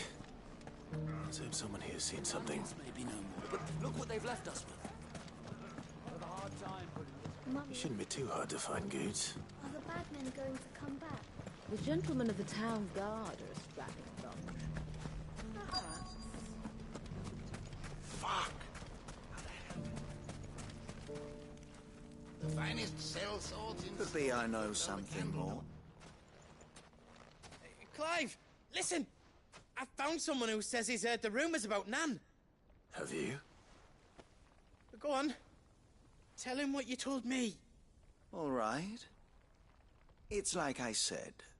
A wizened old crone by the name of Karen's been selling steel to whoever will pay her price, be they knight or knave. Says the more swords and spears she puts in people's hands, the more war they'll wage. And the more war being waged, the more call for swords and spears. And who will they all turn to keep them in steel? Why, the good Reaper herself. And you've seen this Reaper at work? Aye, it just so happens I have. You'll find her right here plying her trade most days. Here in Dalimil? Where exactly? She has a stall here in the market, but if you're not the patient type, you can probably find her at her storehouse on the edge of town. But it'd be a bolder man than me that braved that particular nest of vipers. Feeling bold, traveler? I hope so, for your sake. Now, if that's all, I have places to be. Sorry to have kept you.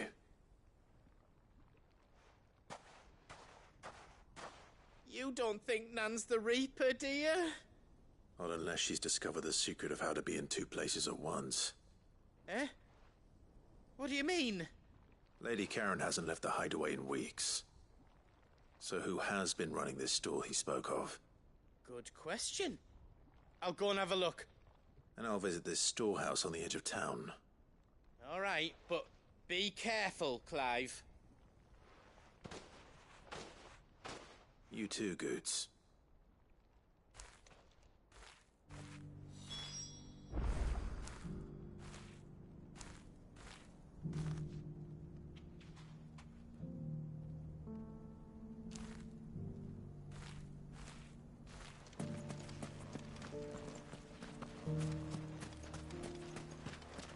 The finest sell swords in Storm couldn't hold a candle to our new town.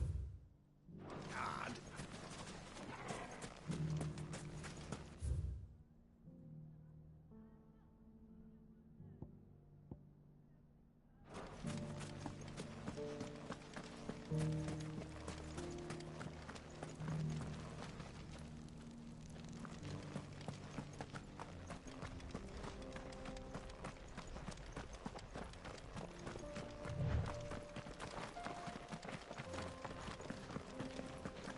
Someone's got himself in trouble.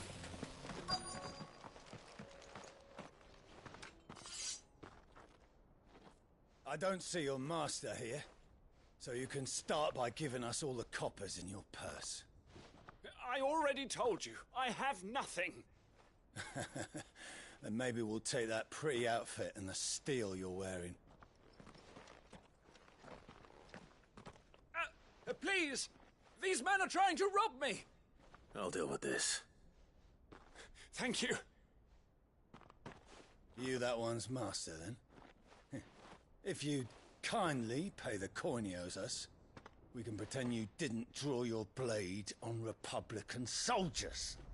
Or you can go back to your garrison and I won't report you to your captain. Oh, you're more than welcome to. He hasn't had many visitors since we slit his throat.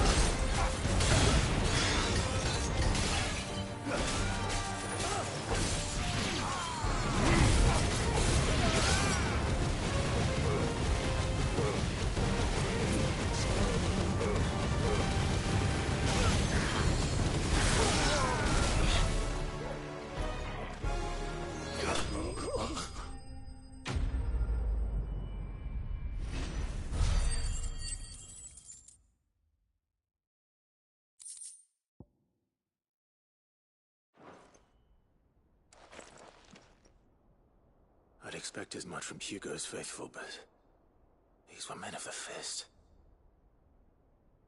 Much has changed in the Republican army since they lost their rock. You've seen this kind of thing before, then? Many times. I was sent here to observe the situation. You're one of Rutherford's men. He sent me to look for you. Well, then you have my thanks. I fancy I could defend myself against one, perhaps two, but a whole regiment. I arrived in Dalimil several days ago, but when I called upon the captain of the local garrison to make inquiries, his men confiscated my effects and locked me in a cell. The captain is no more, and his men make the rules now. Fortunately, I was able to bribe my way free, only to be stopped again by those soldiers you so kindly dispatched. What of the Fist's central command? Surely they wouldn't allow such lawlessness amongst their ranks. I would imagine they are unaware of it. Most of the army has fallen back to the capital and hunkered down behind her walls. Those who weren't recalled now rule the fringes unchecked, answering to no one but themselves. Then it's worse than we imagined. You should return to Rosaria. It's not safe here. I'll find a caravan heading north. You won't mind if I borrow one of these soldiers' coin purses?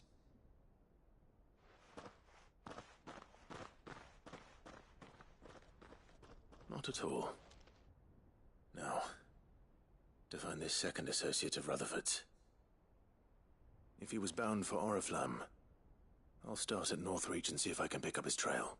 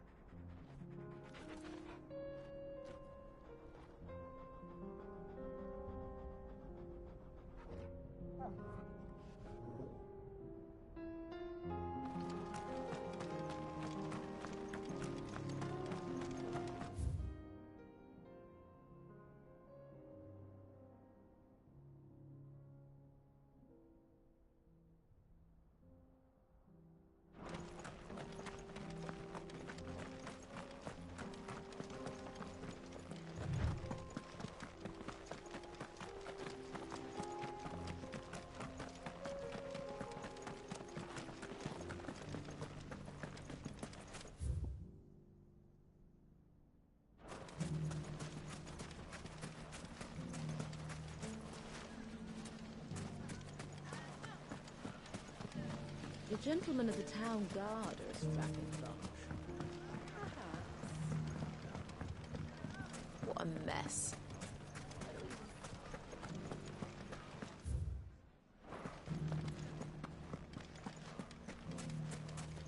You fought very bravely. The safety of the town is in our hands now. We mustn't let Dalimil down.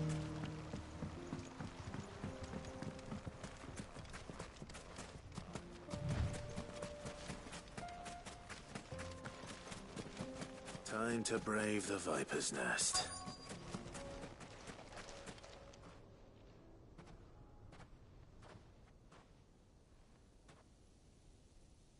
Just you, is it?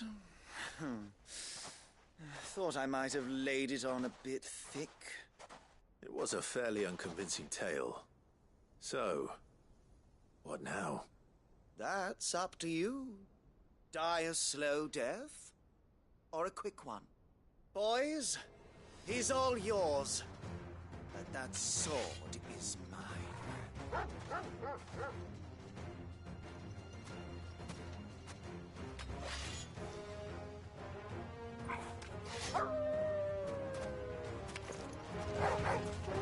Leave now and we can pretend this didn't happen.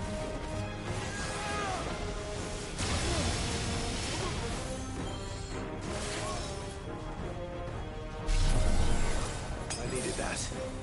Sickle! Brutal!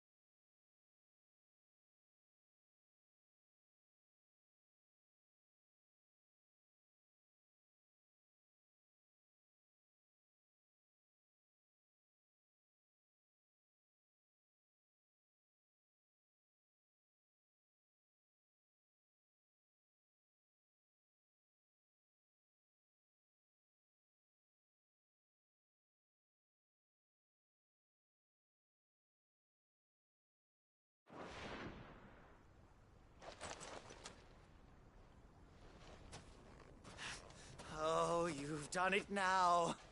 Go on. Tell me what I've done. When the Borgwyn finds out you've killed his men, he'll have your head. He only wanted that bull of a manservant, the dim one always clinging to Karen's skirts. You weren't even supposed to be here. Who the hell are you, anyway? What were you going to do to him? The Borgwyn wanted him to get to Karen. I was only supposed to point the lamp in the right direction once he arrived in Dalamil. But then you turned up. Well, go on then. If you're going to end me, end me. You're not worth the effort. Now be gone, before I change my mind. Fucking coward!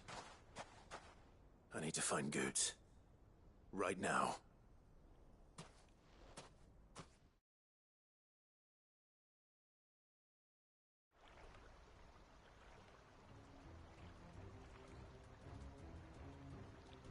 Get your filthy paws off me, you naughty-pated lout! Stop calling me names! And stop spreading them horrible lies about Nan! Well, that will be easy enough. For they are not lies. Every last word is true.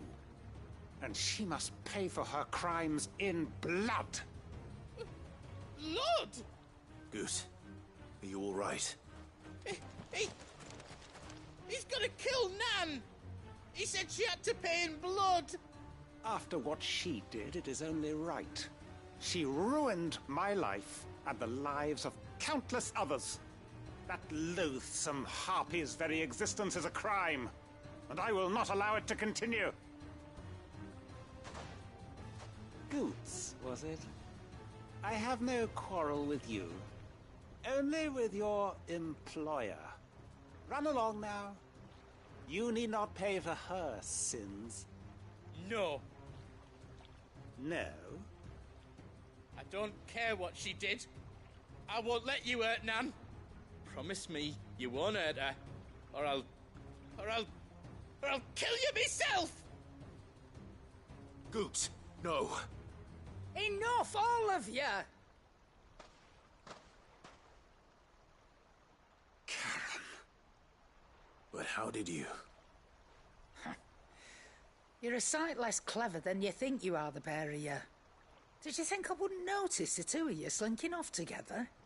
Well, the whole thing got me thinking, who in Dalamil might bear me a grudge?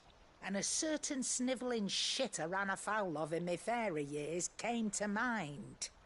Though it was just Bogan back then, wasn't it? I thought the years might have taught you some sense, but I see you're the same pants-pissing craven you've always been. What was it we called you? Wet legs. You bitch! Everything that happened, it was all your fault! And now you'll finally pay for what you did to me!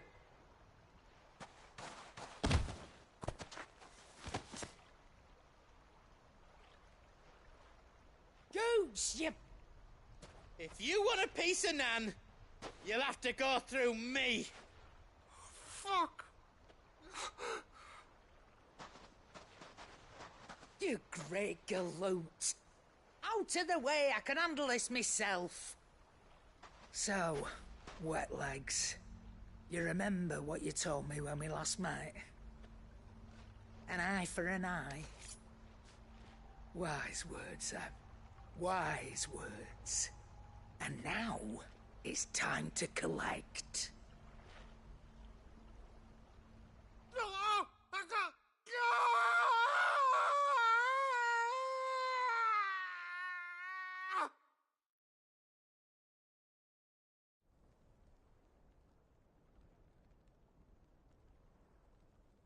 Sorry to keep you waiting. Is he... Dead? No. But I reckon he wishes he was. It's an easy going through life, one eye short of a pair. After all, I should know. You don't mean... Oh, don't tell me you didn't notice. Lost it to old Wet Legs back when we were working the same routes. Said I'd stolen from his strongbox. I'd done nothing of the sort, mind. But that didn't stop him taking his little revenge. So I took some of my own. Sorry, lost everything. His coin, his clients. Always knew he'd be back one day to claim his due. But he crossed a line dragging poor Goots into this. He didn't hurt you, did he? No, Nan. Still got all my arms, see? Legs too. But what if he comes back again? What if he does? First we take the other eye, then we work our way down. He'll learn his lesson soon enough. But something tells me the Wet Legs has learned it already. Right. Let's get you back to the hideaway. You've attracted quite enough attention already. Ta-ra, Clive. Remind me never to cross you, Karen.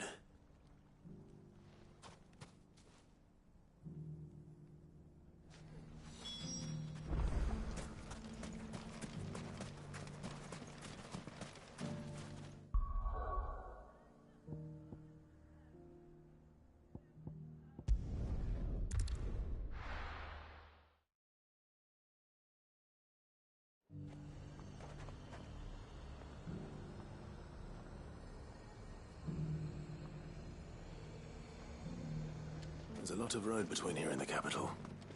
Rutherford's man could be anywhere. Let the dame hear you say that.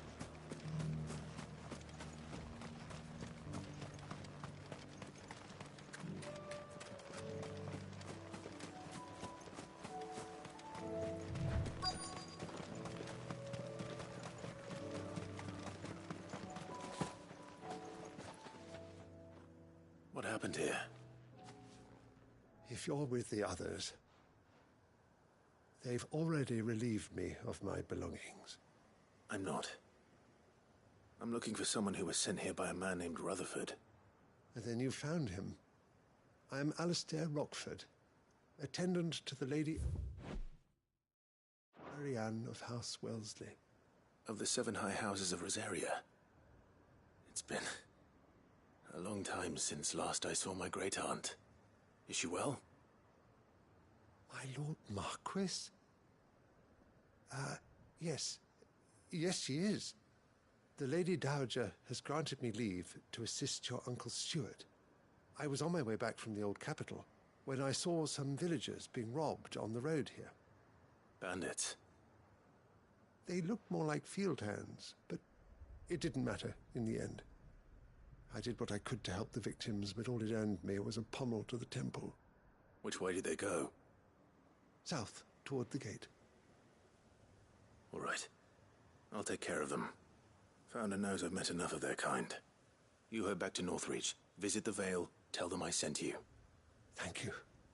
I shall. Founder be your shield.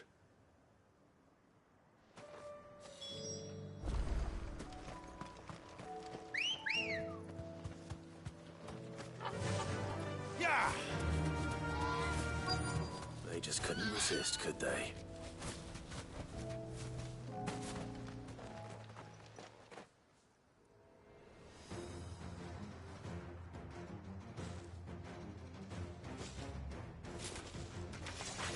This one's ours, pretty boy. Attack!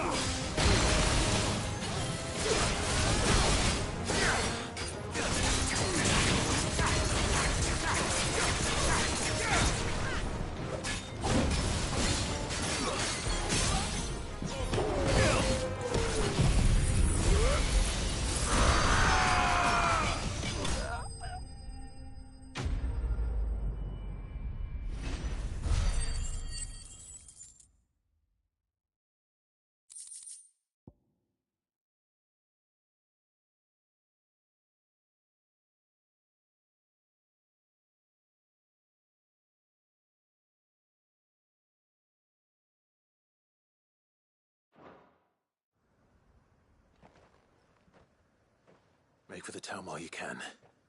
There may be more bandits nearby. You don't need to tell me twice. Many thanks, traveler. This looks to be all of them. I thought I told you to make for the Vale. And stand by as ill might befall the heir to the ducal throne. It's just Clive, and I'm fine. Which is more than can be said for you. I will survive. Strange that the garrison wouldn't intervene in such a brazen attack so close to their gates. The garrison have their hands full inside the city. Some days they don't even send out patrols. There are few hands left to work the fields, and even fewer to transport the grain. The market stalls are nearly bare, and the price for what remains is exorbitant. It's not uncommon to see a fight break out over a crust of bread. When I said the ones who attacked me didn't have the look of bandits, I meant it. They were probably just desperate. Rockford, listen to me. If you are to continue your investigation, you first need to seek the attention of a healer. Of course. I shall return to Northreach right away. But allow me to thank you first. Had you not happened along, Don't thank me. Thank Rutherford. It was he who sent me. I suppose he'll be wondering where I've got to. I shall send a Bistolus as soon as I'm able. Good day.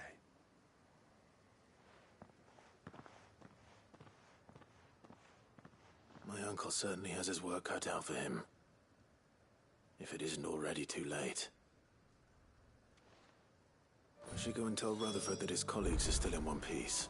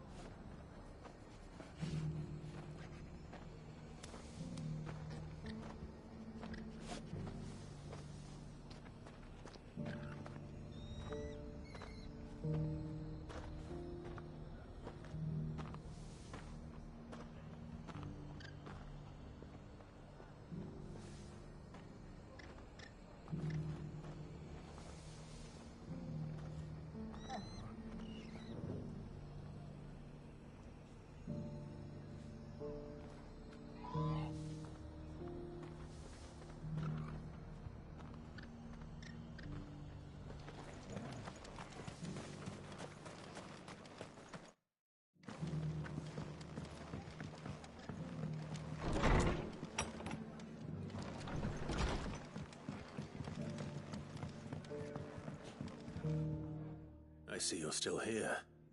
The Rest's location affords a constant flow of traders, and with it, a constant flow of information. Speaking of which, I received word from both my associates. They have resumed their investigations, thanks to you. I only happened to be in the right place at the right time. They both seem to think the realm's prospects rather grim. I am afraid that grim would be putting it lightly. Storm is in crisis, and if we are to free her, we must work quickly. And we must work together. Such is your Lord Uncle's wish. As it is mine.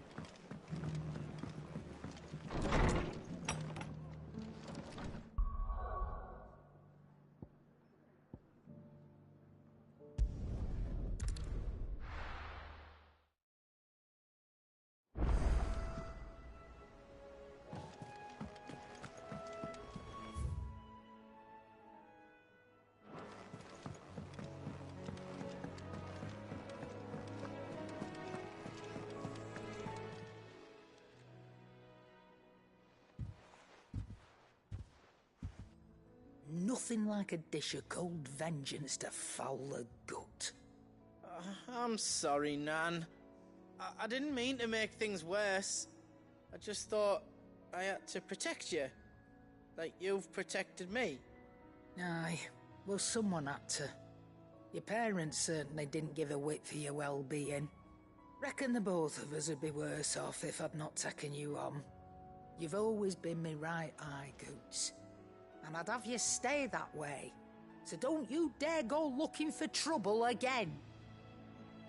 Well, I will. If you ever need help, I'll do it again and again, and you can't stop me. Why, you big lump.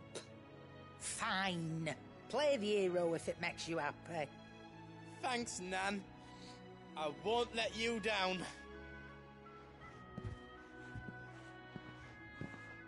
There's nothing he wouldn't do for you. That's as maybe. But if he's ever to make his own way in life, he'll need to start looking out for himself as well. Till then, he'll need people to watch his back, just like you did in Dalamil. Don't think I didn't appreciate that. Of course. His family. Stop it. You make me one good eye, mister. I don't go thinking that'll do you any favours. A potion today'll cost you the same as it did yesterday.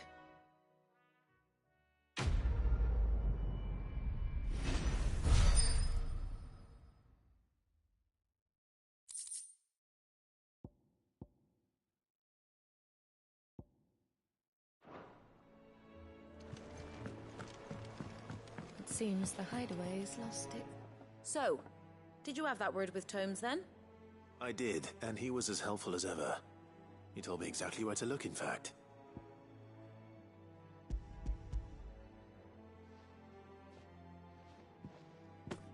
And what precisely will I be cooking up? Or is it better not to know? Blueback wyvern liver.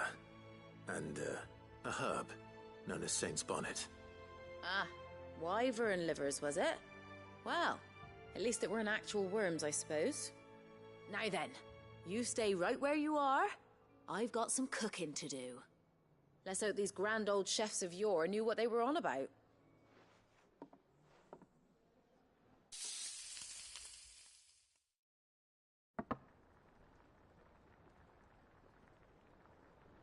And here we have it. Fried mortress of skyworm. Ivan's offered to make sure it's fit for consumption. Well, I say offered. He as good as begged.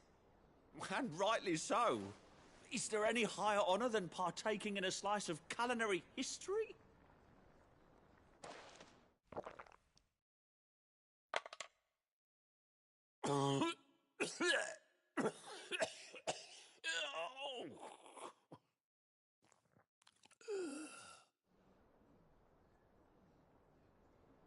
So, not fit for consumption then?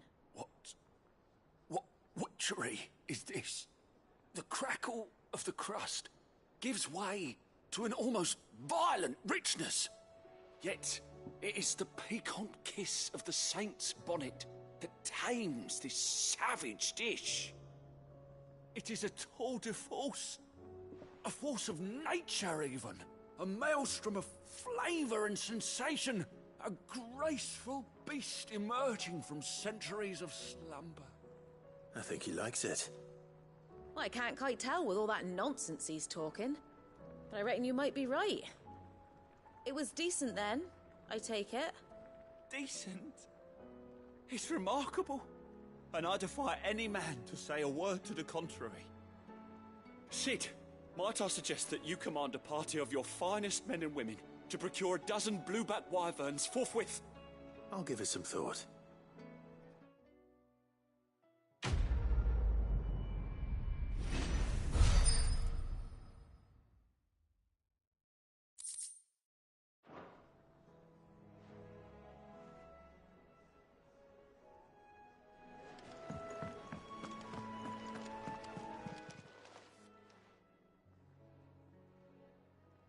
Let me tell you a story, Clive.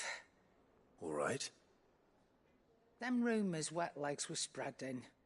Might be they weren't just tales plucked out of thin air. You see, there were a time when I weren't too particular about who I sold steel to, so long as they paid me the right price. Some women lust after blood, others after flesh, but me, I were always one for gold. And to satisfy that lust, I sold to opposing armies, stabbed my every client in the back, made myself the most hated woman in the twins. But then one day I met a man who made me a different kind of offer. Said he'd give me access to a realm-wide community of like-minded individuals in constant need of steel and sundries. On the condition I sold to him and his alone. Was that the first time you met Sid? Aye. And I fell right into his damn trap. He was true to his word, so I ended up being true to mine. And I soon started making the best profits I've seen since taking up the trade. And all without aiding or abetting any outlaws. Except Sid himself, that is. Told me about his plan to topple the mother crystals, you know.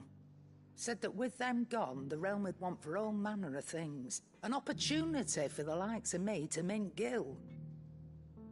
Why, I reckon an enterprising individual could find himself the richest dam in the twins. And that's when he had me. I emptied my stores that day and moved into the hideaway proper. And the rest, as they say, is ancient bloody history. A dozen years on, and I'm still not the richest dam. Not for lack of trying, mind. But I can say that I have never been happier. You've all shown me there are some things more precious than gil. That there are. So don't you go messing it all up, or you'll have me to answer to.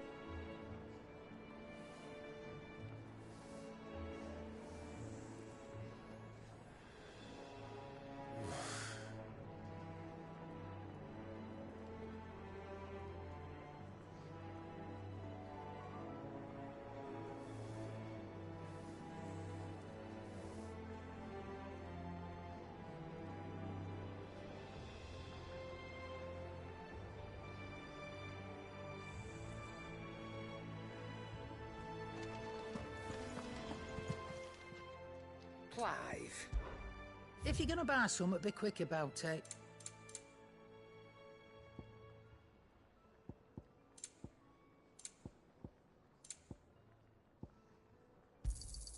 You're rubbing me blind, you know. Come again. Or don't. I'm not much bothered either way.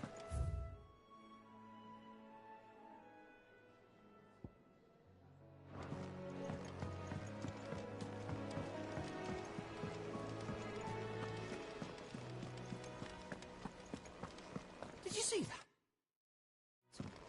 Tell me you saw that.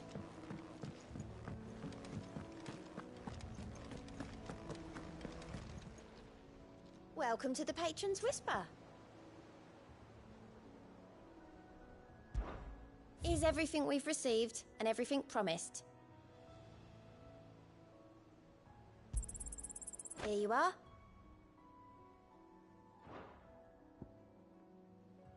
Best of luck out there, Sid. Fancy a look at the list, do you? Quick look. Think you can help?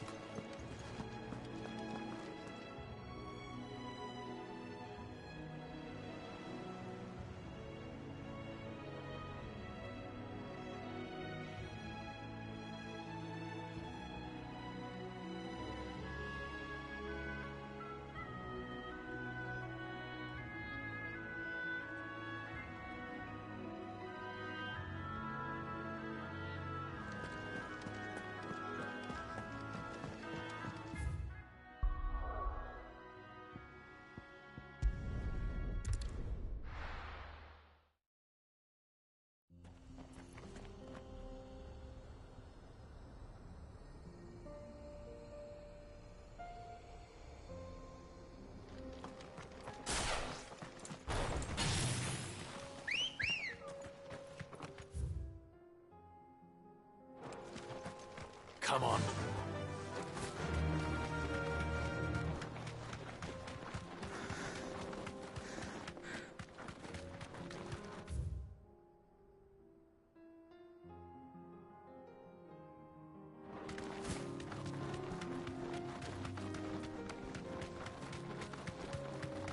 We can use the ruins to cross the ravine. Assuming they will allow it. The Echoes have a will of their own. Straight home now.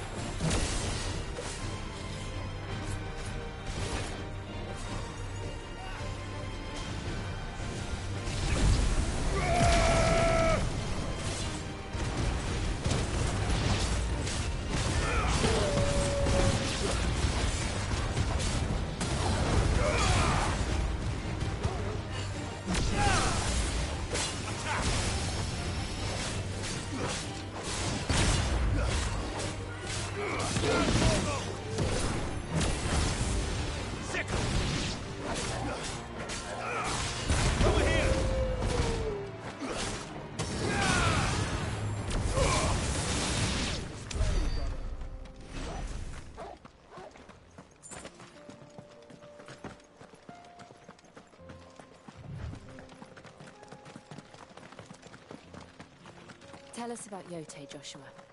She's strong-willed, loyal, and deadly with a blade. Much like Clive, but with better manners.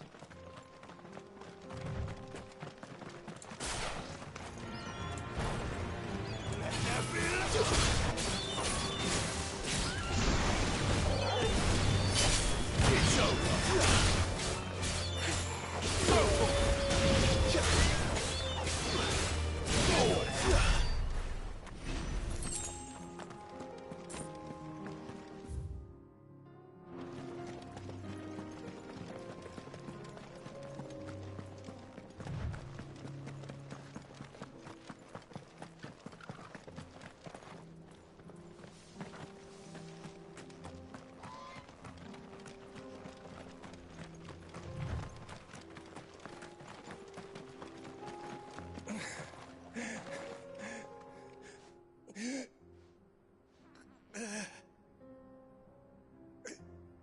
You're injured.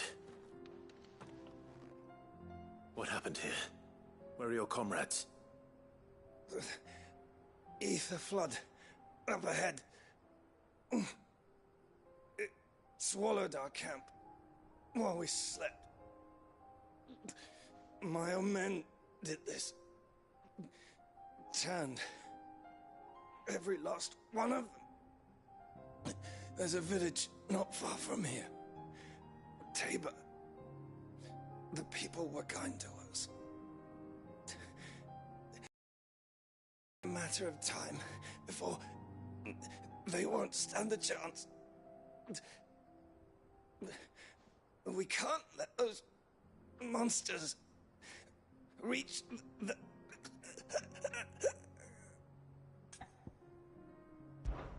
I'll go. You catch your breath.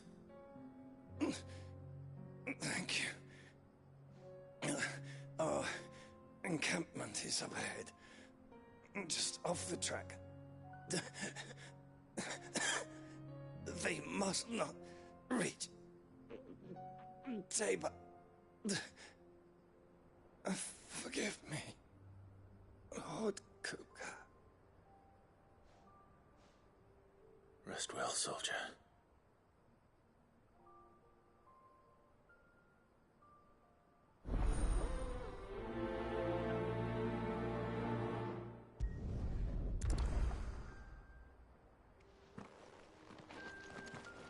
You said the encampment was close.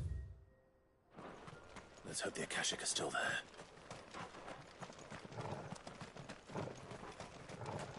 Another ether flood. They're everywhere now. We can't go around it. Then we'll just have to be careful.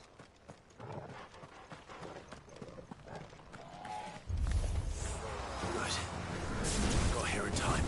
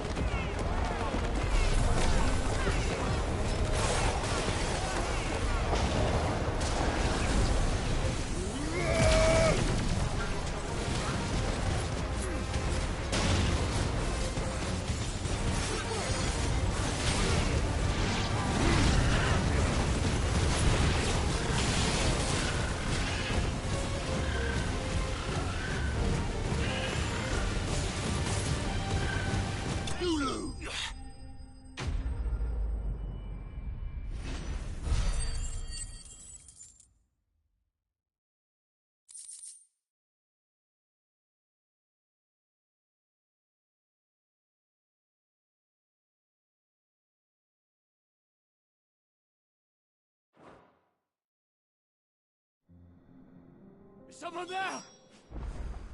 Please, I can't move my leg. That doesn't sound like an Akashic.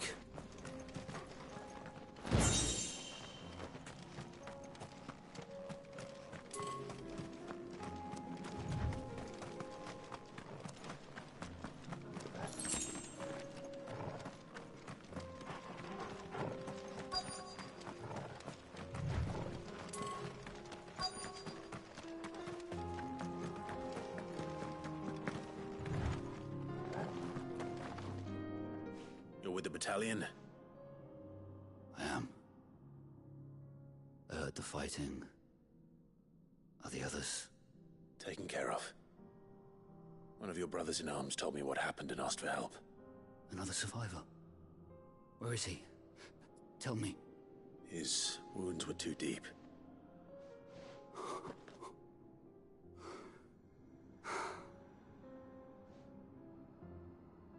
He was right to send you. Those things you slew are no longer my brothers. Tabor is safe thanks to you. Here, you've earned it.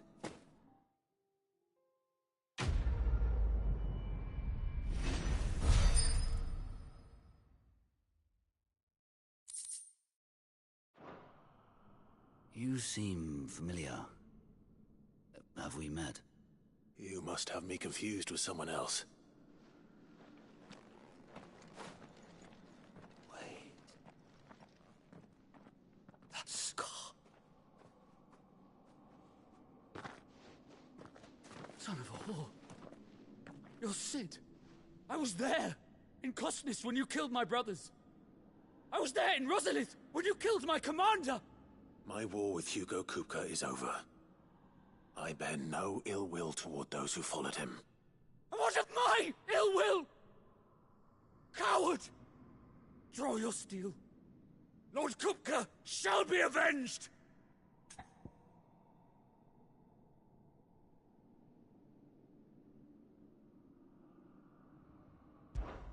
When your wounds have healed and your head has cooled, come and find me if you must. Though I hazard your life would be better spent in service of those who need it. Or have you forgotten your oath to the Republic? My oath? What would you know of oaths? I know how hard they are to keep. Which is why I'm giving you the chance to keep yours. No. I won't be deceived. Lord Kupka told us of your crimes. You are an outlaw.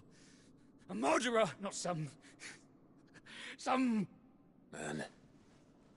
Like you or anyone else. I am nothing like you. But if you're not gonna kill me, then go. Leave! Just know that I will find you, Sid. Someday.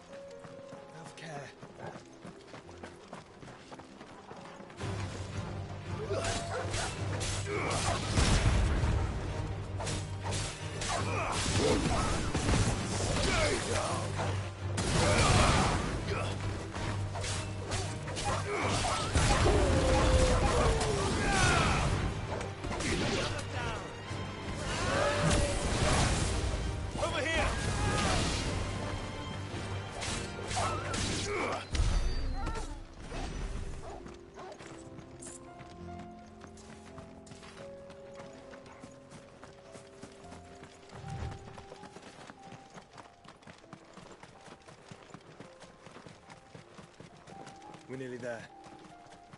Have you been to Tabor before? There are a few places I haven't.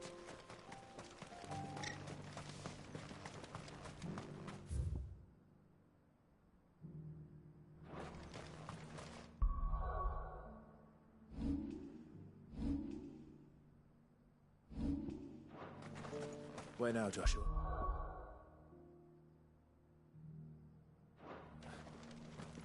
There is a residence just inside the city gates. She awaits us within. Welcome, welcome.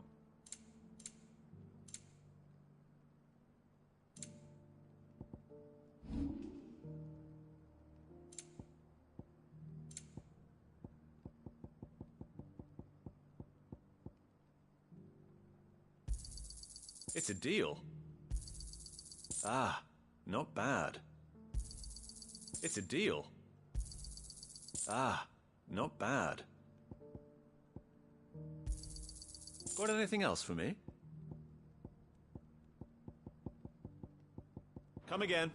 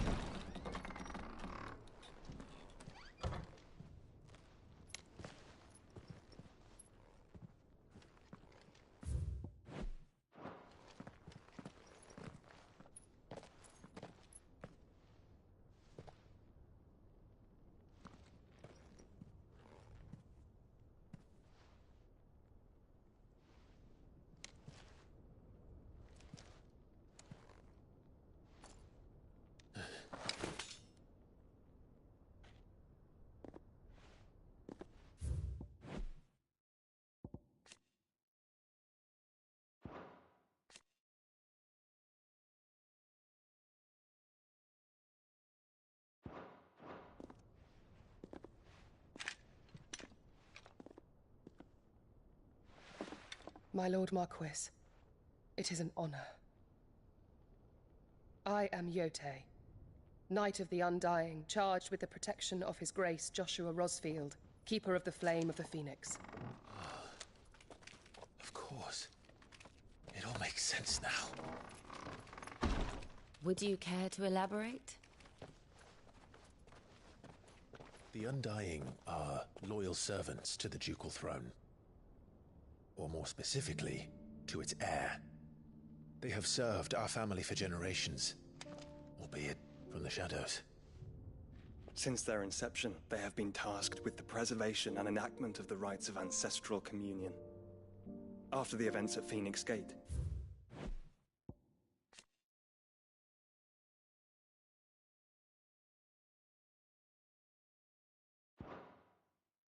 it was the Undying who delivered me to safety. And since the day I left Rosaria, Yotei has been my constant companion and protector. Without her sword, I would not have survived my journey across the realm. Rise, Lady Yotei.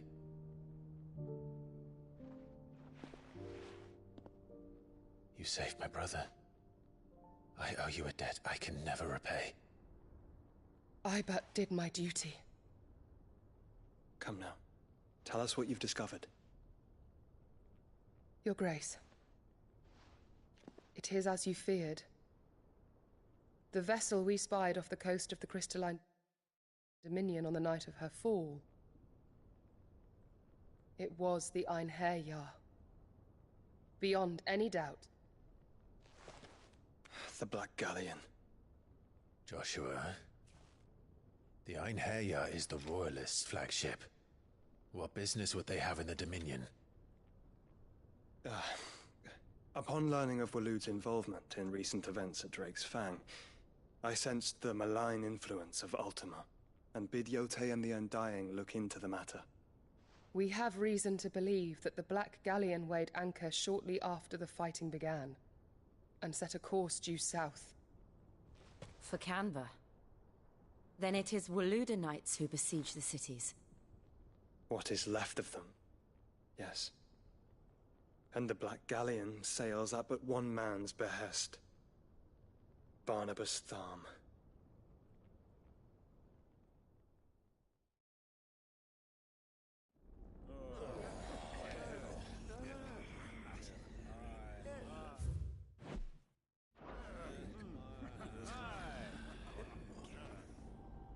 But are we truly safe here in the Agora?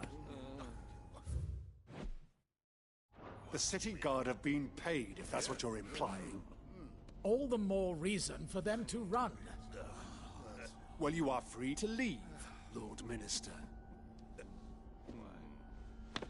Markets abandoned, warehouses aflame, blackened hulls choking every port in the capital. Canva is ruined. The realm teeters on the brink of... What is commerce? Forgive us. We were not aware Dhalmekia now subsisted on charity. How dare you?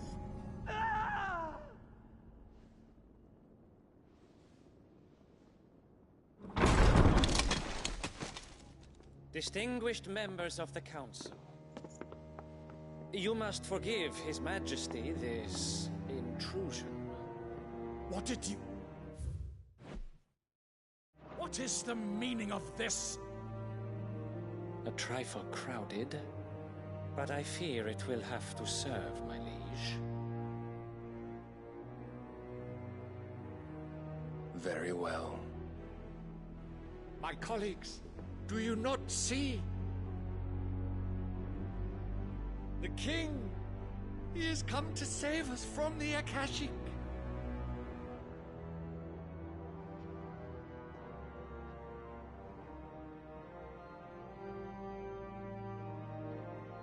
He is a gift from the heavens, divine intervention, our very salvation. And of course, if it is compensation he requires, we would be most willing to negotiate a fair price for services rendered. Fools. Your ignorance unbecomes you. Your Majesty, correct me if I'm wrong, but I would swear that the fiends washing the cobbles of Canva with the blood of her citizens wear the colors of Waloed. Ha!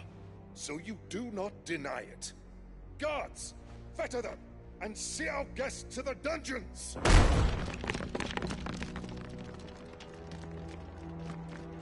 Enough.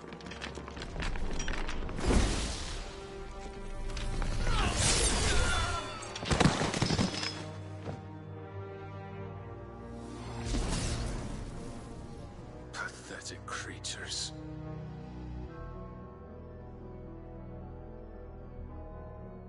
That you should imagine yourselves worthy of salvation. The girl is still here, somewhere in the city. Her consciousness fair dripping with her late father's hubris. A consciousness to which Mythos is inextricably bound and inexorably drawn. See that he is made welcome. Yes, Your Majesty. Come, Mythos. Surely the prince's light cannot have sated you.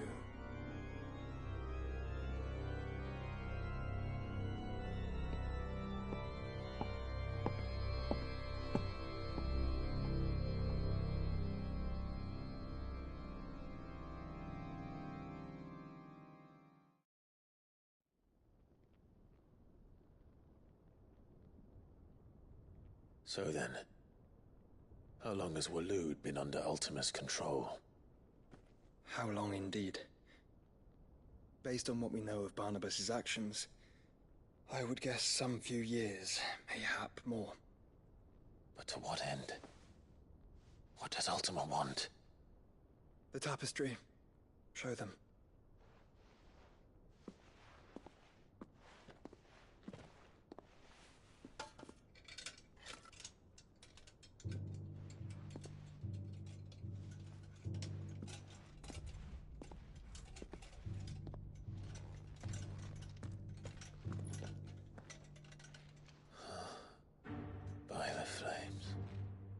Phoenix Gate, Drake's Breath, and now here.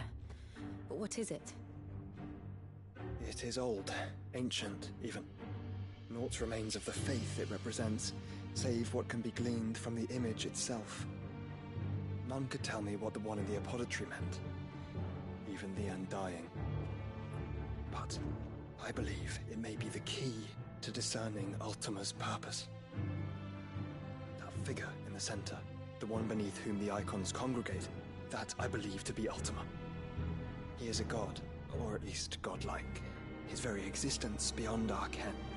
The icons, and by extension their dominants, are meant to be his subjects, and while some, like Barnabas, have accepted this role, others have rejected it, like you, Clive, which is rather inconvenient, as it appears he needs you most of all. And gods don't like to be disobeyed. No, I don't suppose they do. Clive, may I tell Yote of the lake? By all means. Yote, I will be accompanying my brother to the Free Cities. Whilst we are afield, I would have you watch over those Clive has made his wards. Omielos delan tuisag ilith. Though well concealed, the hideaway lacks trained fighters to defend its occupants should they be discovered. But it is my duty to... As it has ever been my brother's duty, remember. If that is your wish, Your Grace. But please be safe. If aught were to befall you, You have my word.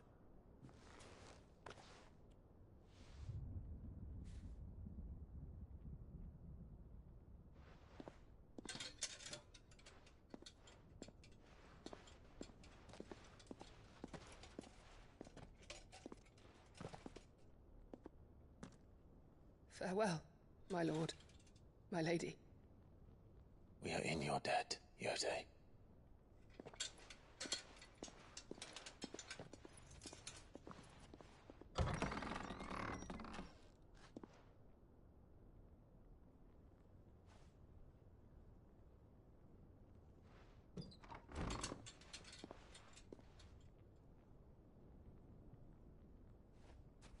Let's find our friends.